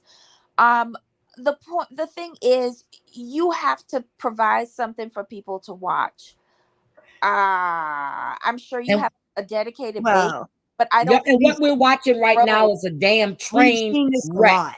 But I don't think the celebrity fades and they get desperate. We've seen this tons in celebrities. It starts to fade and then they get desperate, especially in reality TV. You see that a lot in reality. They start to fade and people do stupid shit, and then here we are. But here's the thing. So we're talking about people that's fading on reality TV. So yesterday, I was live and I got a thing about Lita. She had more charges added to her, including bail jumping. And I'm like, okay, not all news is good news. So then you have, we're talking about Dorit and PK. I don't know if you saw this or not, Debbie and Bambi, but they've announced their split. They need to take some time apart. We saw that coming for the last 4 damn seasons. Okay. Same thing with Kyle and Mauricio. Mauricio has moved into a penthouse apartment. Who's surprised that Mauricio is not there? And then Sophie's mom. Yes, I did see Sophie's mom was arrested in Williams County, Texas. Don't know what she's arrested for. And I said this morning, when I saw it yesterday, I was going to look up her charges. But I know what she got arrested for: terrorist attacks on family. Look how many of these reality stars. It's like a reality show curse. Look how many of these people have destroyed their lives who have been on reality TV. I mean, and how many of these relationships actually work out? But how many of these relationships actually work? The 90-day fiance and all. A lot of them I have been working. You have Annie and David. You have Lauren and Alexi. You have, oh my God. Oh, it's a lot. You know what? I'm going to have to go back. We're going to have to do Where Are They Now? A lot of them really have worked. Take Lauren and Alexi out of this, because that was way back in the beginning of the show when they actually. That's when it was real. Yeah. You brought up Annie and David. That was also a mutually beneficial relationship. The difference between that one and Angela and Michael is that David realized he needed Annie to make him appealing, and he realized that Annie was the moneymaker, and he shared equally with her. Yeah, but how many of these relationships are really real? I mean, how many are they really based on love and not? Because production does not look for real relationships anymore.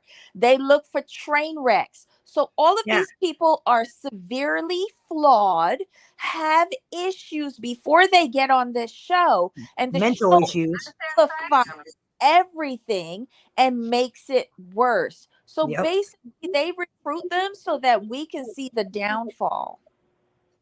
And it's kind of sad that we watch it. Like, I mean, it is. It's about us. We watch the downfall of people's lives. But we do it online too. So, I mean, it's human nature. Human nature. But this is a reality show. So people that are on the internet, okay, let's just do this.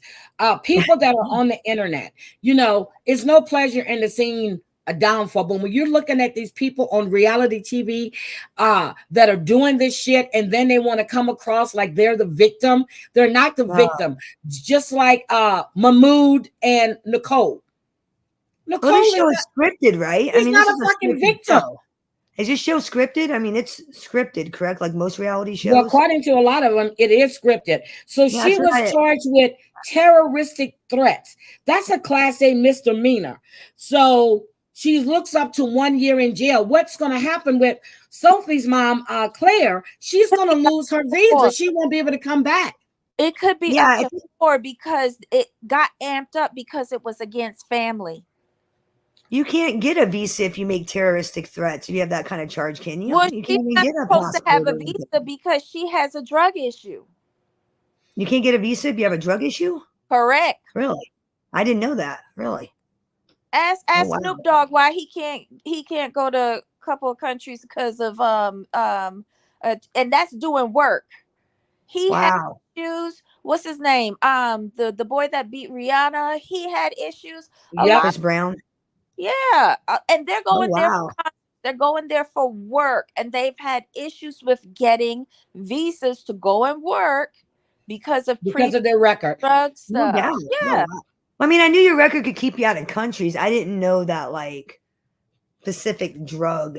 You know, if you ever got caught with weed, I didn't know that could keep you, you know, from getting a visa. I don't know much about visas, so I've never. So let me ask you a question: was the family member her daughter, or was it Rob? Had to be her daughter, right? Well, based on the last things that she was posting on social media, she stated that Sophie was living with the girl again. Kay, yes. She's ranting about Kay trying to take over. And was thrown out the house. Yep, and she was thrown out the house. Right. So I feel that it's Sophie. I feel like she's angry at Kay, but the terroristic threat against family has to be, I'm assuming it's Sophie because of her last rants against Kay. And that's where Sophie is living. Now, like 5 days ago, she and Sophie were in a gym together because I went through her social media thing on IG, and Sophie is wearing her real hair now, which she doesn't have the damn wig on. But Sophie basically said that her mother had mental illness. And I was like, wait a minute.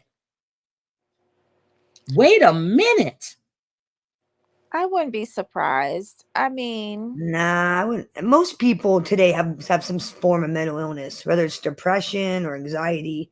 But And we got Coach that is no longer with the other woman. You have Larissa that is no longer with the guy that, you know, all of this shit is but he's And how much did COVID put a stress on people's relationships, on these people's relationships? I don't think they ever did play anything because they weren't like Larissa came over here with Coachy because she thought Coachy had all this money and he was going to do this and that. That's why she came over here. Now, Jess, who was with Coach and now married to someone else, Jess is buying all this property and apartments in Vegas and fixing them up and renting them out. Now, her husband is supposed to be some type of musician. So these people are only using each other, point blank, period. Right, but wait, Jess and the girl that was with Colt first, two different situations. Remember, Jess was here on a nanny visa first. Yeah. And I think she came from a better family than Yes, she did. Larissa did. Larissa was in a desperate situation, didn't have custody of her kids. Colt looked like a good opportunity to come to the States and start over, and anything was better than where she came from. Had a way better family than Larissa did. Yep. A better financial background than Larissa did. She was already here in the States on a nanny visa. Yep, she was. Larissa had to sell herself to Colt to get here. Yep, and now Debbie is in Canada with her boyfriend. They're not married last time I checked, but look at all of these different relationships. And if anybody in their right mind thought that Kimberly and Uzma was going to work out, y'all lost your damn mind. That's crazy. Get on TV. That's what Kimberly wanted to get on TV. And then she can't take the criticism that's given to her. She may be a sweet person, But when you show your ass on national TV, people will commentate on it. Yeah. Just like her son, Jamal, who I'm going to start calling the hoe. J-Ho. Look. J-Ho. J-Ho. Because he's trying to slip his dick into everything. Why don't you find a real woman and stay off these reality shows? You know what I mean? Yeah, you got Natalie, who had a good man in Mike. Mike promised to bring her mom over here. He did that, and now he's divorcing her ass. He kept his promise. Wow. But listen, I think that was another mutually beneficial agreement too. I really do. He agreed to bring her over and get her mom over here as well. She was supposed to stay with him. Yep. You're right. And I think he started to believe her kind words to him. Yep. And Mike is right. Mike's like 2 hours away from me. Wow. He's like 2 hours away from me. Listen, his first wife, who left him for her girlfriend, did a lot of damage to him. And that's why he was so willing and able to fall into the mess with Natalie. You're right. You're right. I'm trying to think, who else do we know? Okay. What about Kobe and what's her name? Emily. Emily. I was almost called it Eva. What about Kobe and Emily?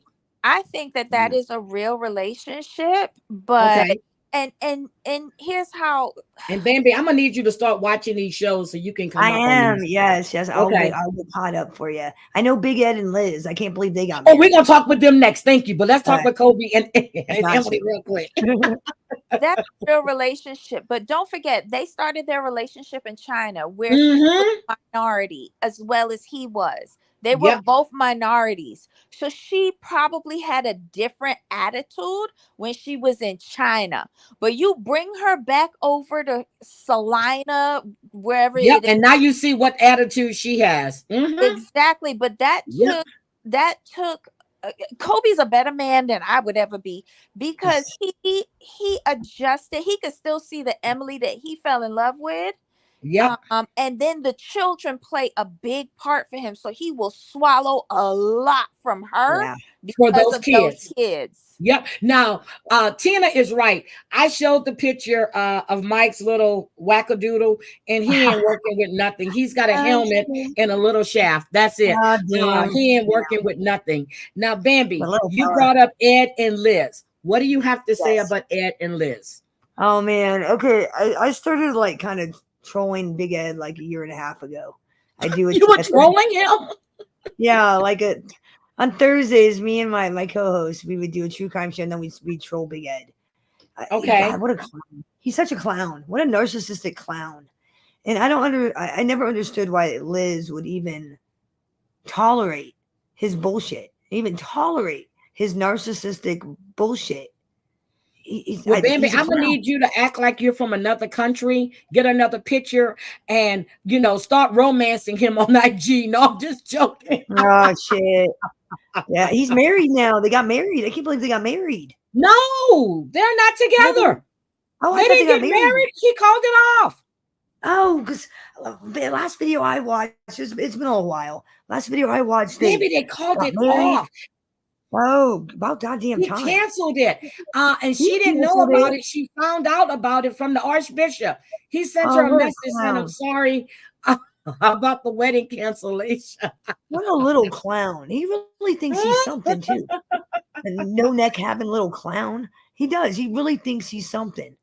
And he's nothing. Okay, I can't stand that guy. Let's just finish this out, and then we're gonna talk. Absolutely not. But does it stop him from obviously building a love connection that would lead into a marriage? Not necessarily stop his love connection, but it would definitely as though knowing. And this is another reason why with the sponsorships or whatever it is. Damn, moving mad. She's gonna be there to have you, and that's probably the situation we're looking at right now. Of one hell of a relationship with Angela, feeling like as if you can't breathe, to now know that you've obviously run away from her, but she still has that hold on you. Not for long. Not for long. Damn, that's crazy. Yo, Michael, you're crazy. You need to go see someone.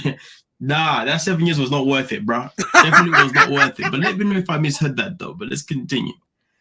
Listening. Yeah, remember I told you I'm going to be in a movie. It's going to be a little weird. But, she's going to be in a movie. Hello?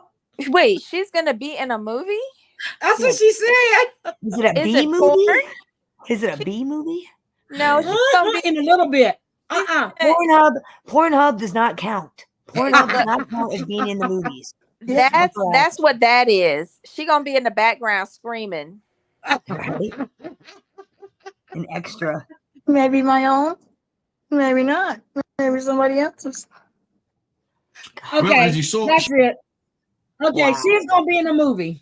Wow. Yeah, now I don't know who's gonna put her in the damn movie. I have no idea. But she's gonna be in a movie, and I'm gonna be the next Queen of America. Yeah, is that Queen Bambi? Bruise over her eyebrow, though. Yes, that's what I was wondering. Maybe it's from Botox, but her skin is not. Hold on a second. But you don't get Botox injections over your in your eye socket. That's down into her eye socket. Yeah, but she's got a lot of those brown spots like that. She does. Well, I thought the brown spots was like sun damage. Oh, so yeah, could it be sunspots? Because she is older. Yeah, sun damage. Because the older you get. A couple of those myself. I blame Grand Cayman for it, but yeah, I've got a few of those. But that really large one that Heidi you identified on her brow, like I know you get injections over your eyebrow, but that's going into her eyelid. Yeah, but it's not on any of these pictures that I'm looking at either.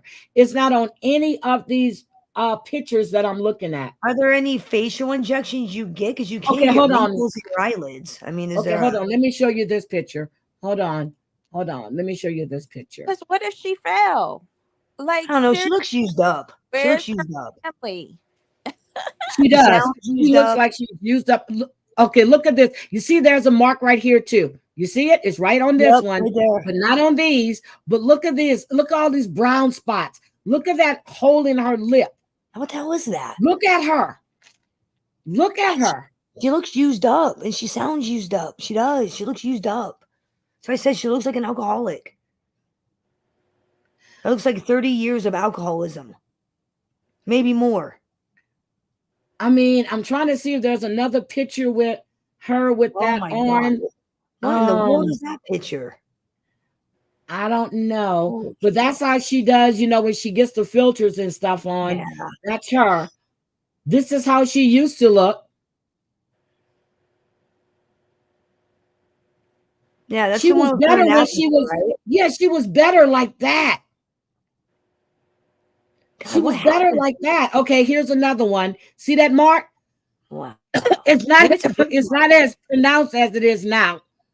Could it be a birthmark, maybe? Age spot? I don't know. Could it be age spot? Because she's like 60. Could it be like an age spot? I don't have that shit.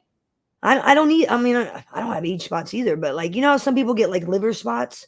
Could it be like, and if she's an alcoholic, could be, liver damage.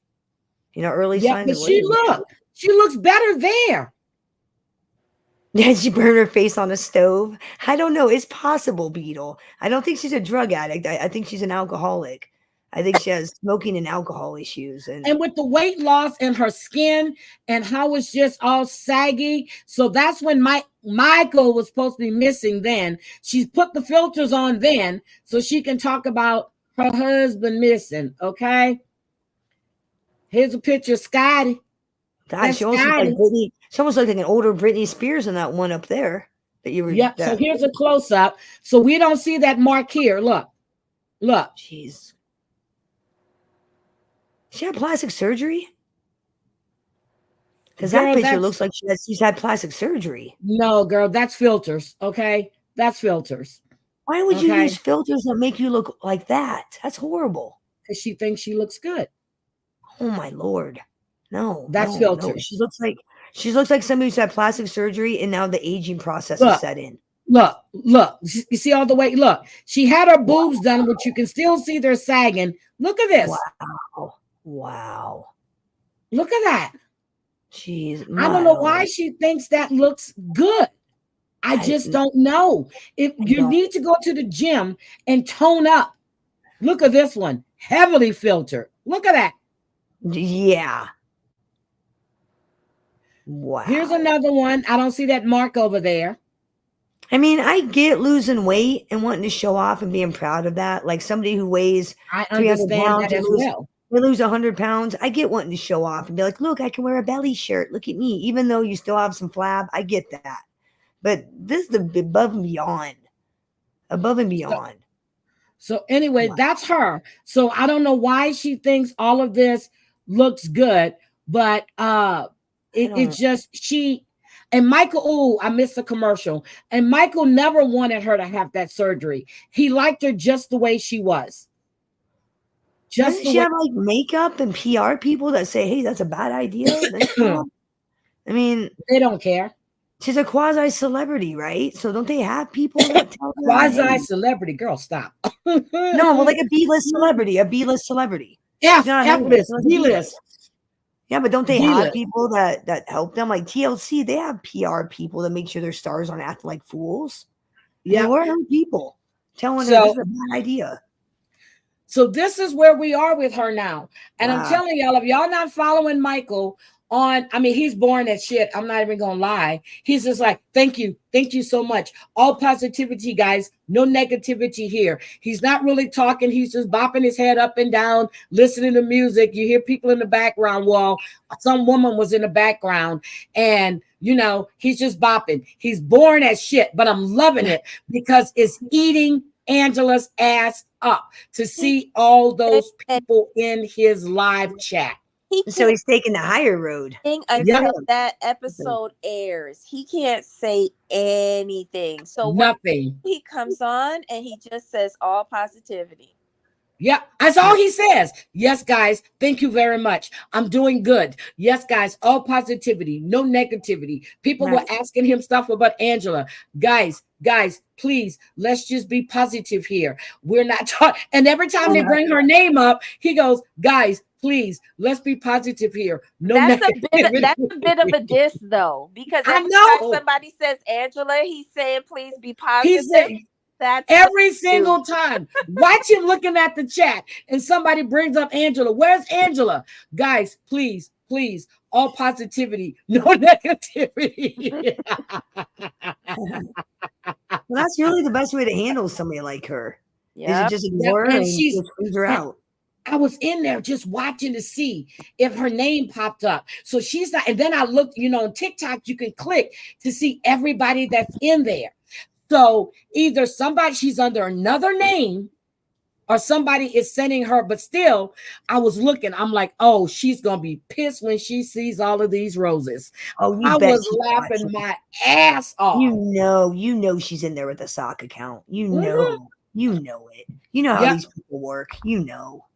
Yeah, because she said, thank you very much. And she was in there or somebody sent her a recording of it, but she was mocking his last live that he did.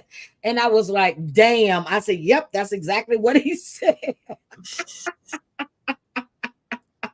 So I'm just telling y'all, watch her.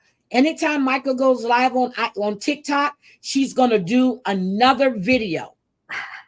She was actually, somebody said when he went live on IG, she went live against him on TikTok, and he had more people in his chat than she did. God, she sounds predictable. I mean, really. So anyway, I'm just like, listen, but Bambi, I need you to start watching some of these reality shows.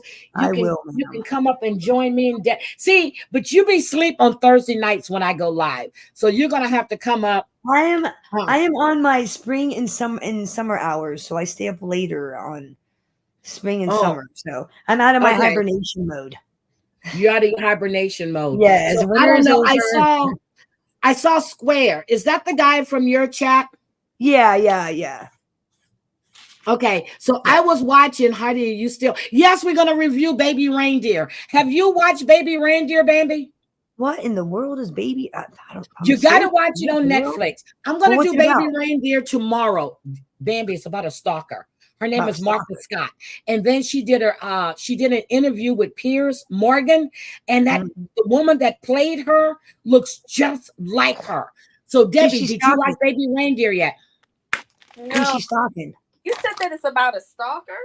Yeah, Debbie, you gotta watch it. It's dark. Yes, she's stalking this comedian.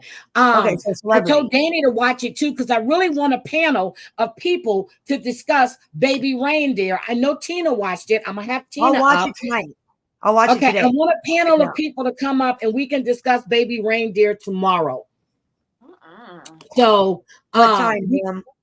I'm not gonna go live early tomorrow. Oh no, I gotta go grifting tomorrow. Tomorrow is grifting Sunday. I will be grifting for morning services tomorrow morning, and we're going to discuss Pastor John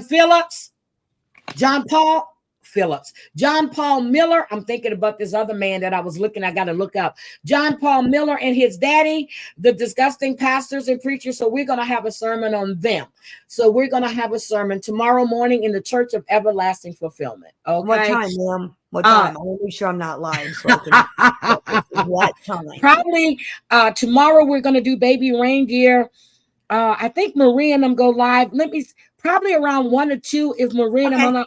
Let me check with Marie and see what time they're going to go live. If they go live and Cooch, because I don't like to go live because I know that they normally go lives on the weekends in the afternoons too. Right. So I'm usually not. I'm not going to be live. So I just as long as I just want making sure if it's 8 o'clock in the morning, I'll make sure that I'm not live. So I'm going to check it out. Wait a minute. You watched the drunk video of JP Christoph? Send it to me, please. So you think that? So watching Piers Morgan, I didn't get that. Maybe I need to watch it again. Watching the Piers Morgan interview made me think it was a setup. Well, people take license, to make it more dramatic.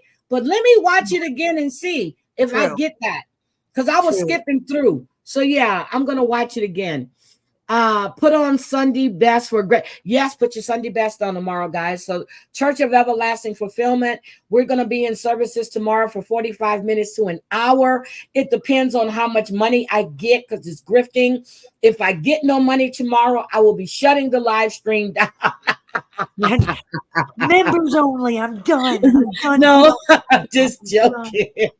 I'm just joking. They know that. It was on Mob. It was on a Mob career that you have to. Okay, Christoph, just send me a link or send me a message so I can find it. Just leave it in the comments after this video. So let me just tell you guys, Bambi, I know there's a lot of stuff that's going on with you. I know that you're in all, but here's the thing. When you're on my panel, I'm going to show you that respect like you do when I'm on your channel. I don't want anybody coming in here trolling and doing that kind of shit, because whatever goes on over there on your channel, that's your channel. That has not my channel. So I don't care about that. But again, I don't go in people's chats and do that, and it's not going to be allowed here. So I invited you on panel, and I thought about it for a second. I said, no, let me bring her up because I know I'm watching what you're typing, but you're going to be my guest, and my mods are going to make sure that you're going to be respected in this. I try to be respectable on other people's shows. I mean, my show's one thing. I try to be professional and respectful. Yeah, so I don't do that, and I don't like it being done in here. I just don't have to be more clued up than that legal case waiting. Ooh, I'm gonna watch. I'm gonna watch Piers Morgan. I'm gonna watch all of it instead of skipping through. But again, I don't know if you heard me this morning. I don't know if you heard me this morning, but no, I didn't go into your live yet this morning because I was on the phone talking to my son. I did mention you. I said, when I have people that I respect, women like Heidi Black saying things to me, and this was months ago. We had a conversation, and you said, "What about this?" It really made me think, what am I doing? What am I doing? When I got people I respect hitting me up like, what are you doing? You just like I hit you up yesterday about what hi Kobe, about what was sent to me. I didn't do it on a live. I came to you. And again, that was forensics. That was not me. That was forensics. Okay. That was a text message of hers, not mine. Okay. But still, I asked you about it, And that's the way I'm always going to do it. Hey, but again, I'm going to come to you Friday. I know people may not like Bambi. They may have an issue with Bambi. But when Bambi is on my panel, please be respectful of my chat, because we don't do that over here. No, ma'am.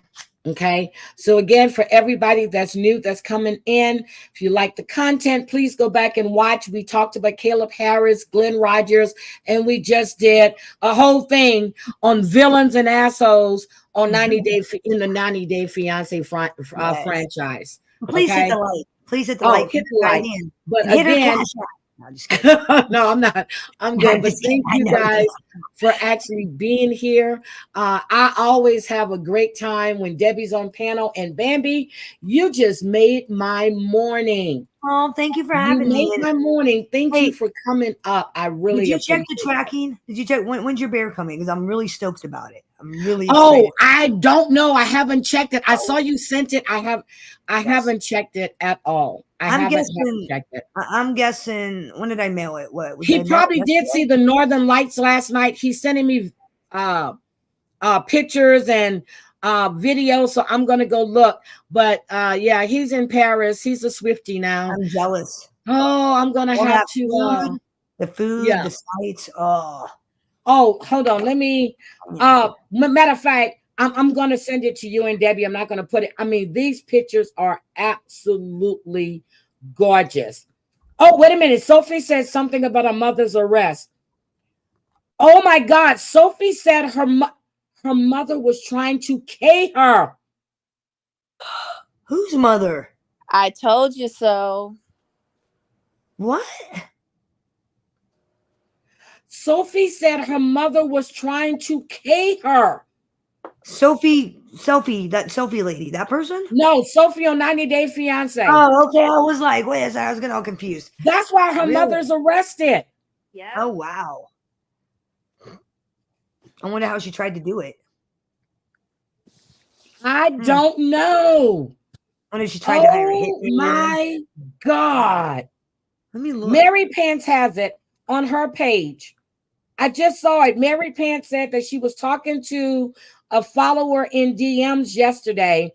She said, girl, stop. It's your mom. Don't send her stuff if you don't want her to share it. Really? So you think this is acceptable for my mom telling their child, whatever the photo she showed, don't comment on things you know nothing about. My mom has mental issues that are severe. Then the lady sent her a voice clip, and Sophie says, my mother is trying to kill me, but you enjoy your day. Oh my God. What the hell? Sophie needs to stop answering DMs. Wow. Oh my God. So her and her mother are just girl, this is bad. This is bad. Wow. They're taking shit from reality TV to real life. Reality to real life. This is a mother and daughter that's going at it. Wow. You got to have some real rage to try to kill your own kid. I mean, but how do we know that's true? Just because she said it. Well, and you got to be a real piece if you're going to try to say your mom tried to kill you when she didn't. You know, I mean. But her mom said she went to visit because Sophie asked her to come, but Sophie is living with Kay. She's not living with Rob. This shit is crazy. And she says that Kay has cameras and watches Sophie all the time. So sounds like Sophie goes from one bad relationship to another bad friendship where she still doesn't. But she's got her OnlyFans. So why isn't she getting her own damn place? And stop living with all these damn people. She sounds messed up in the head. You know what I'm saying? She sounds. Yep. So I got to dig into this and see what the hell is going on. But anyway, Sophie is 23 and in a foreign country by herself.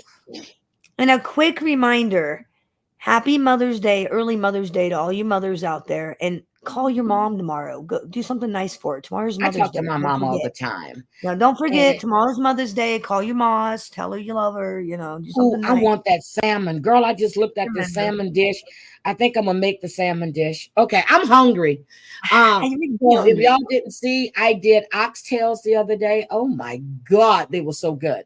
You make me hate you. You start posting food from New Orleans. When you were posting that food in New Orleans, I was like, I hate you. I hate Oh, when I did my shrimp and oyster po' boy. Yes, yes. I'm like, I hate that woman.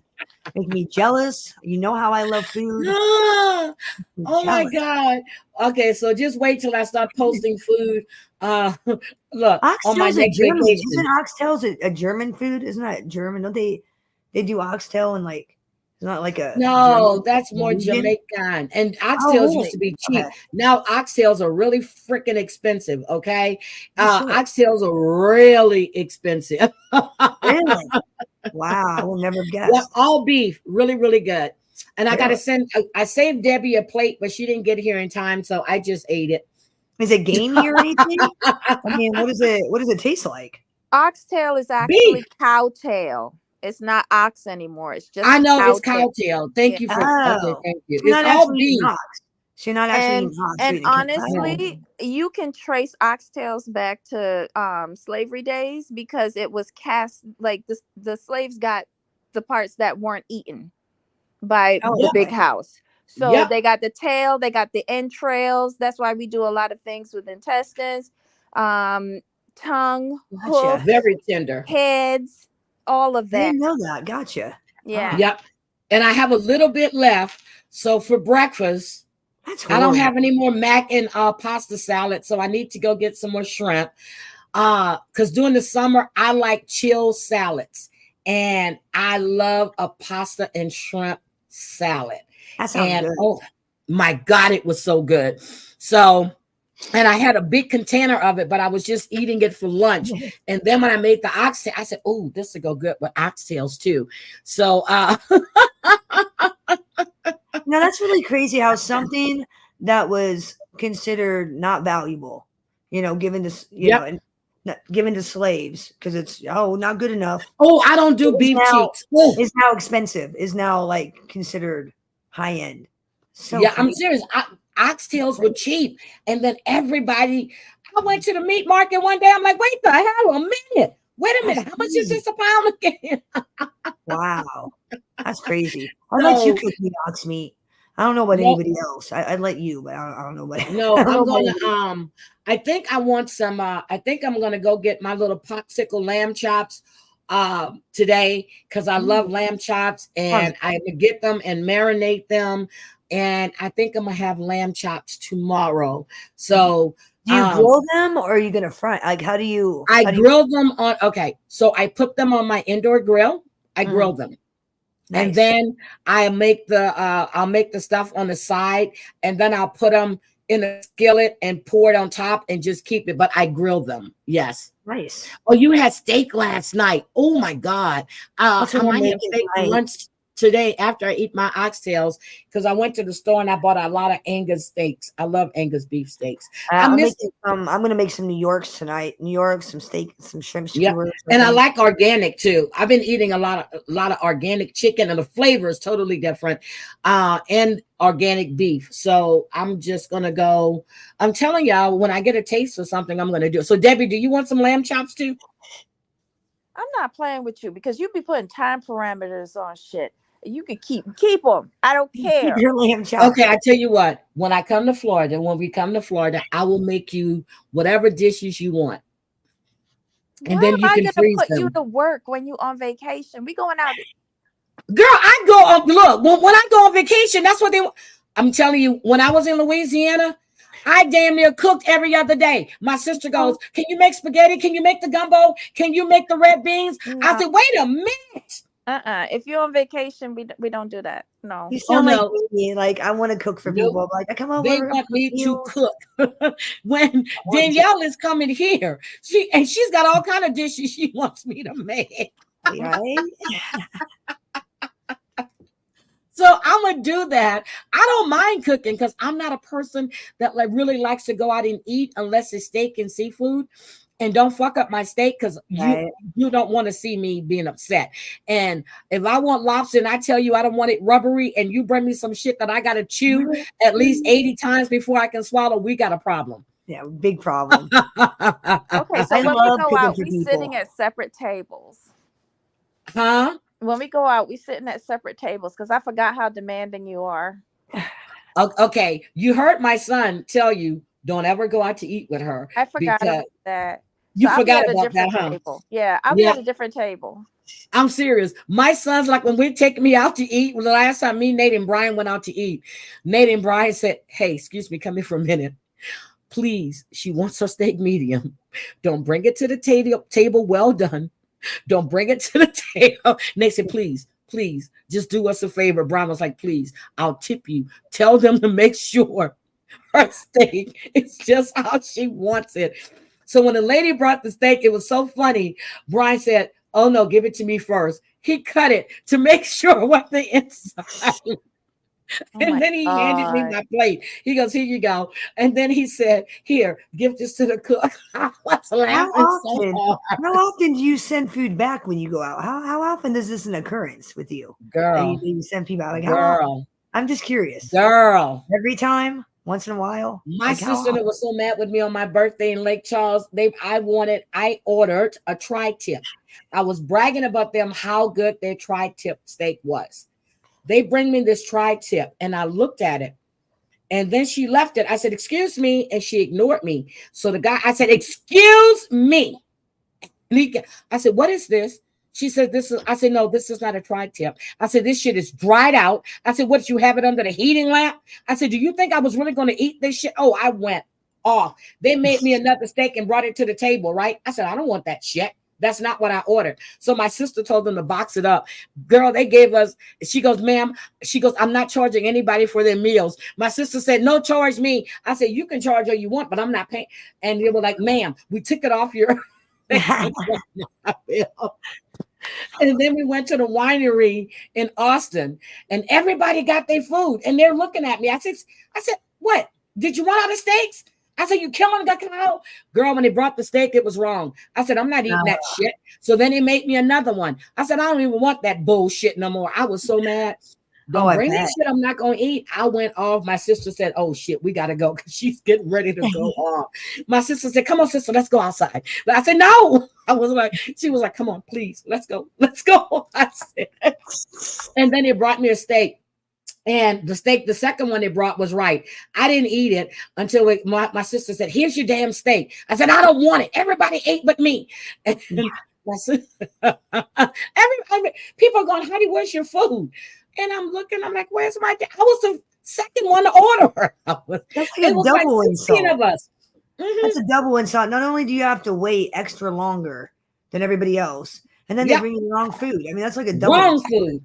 And so I've learned now to just go to a seafood restaurant because if I go to a steak place and my steaks are not right, not a steak, we had prime rib in Vegas. That shit was right on point. I told them exactly how I wanted it.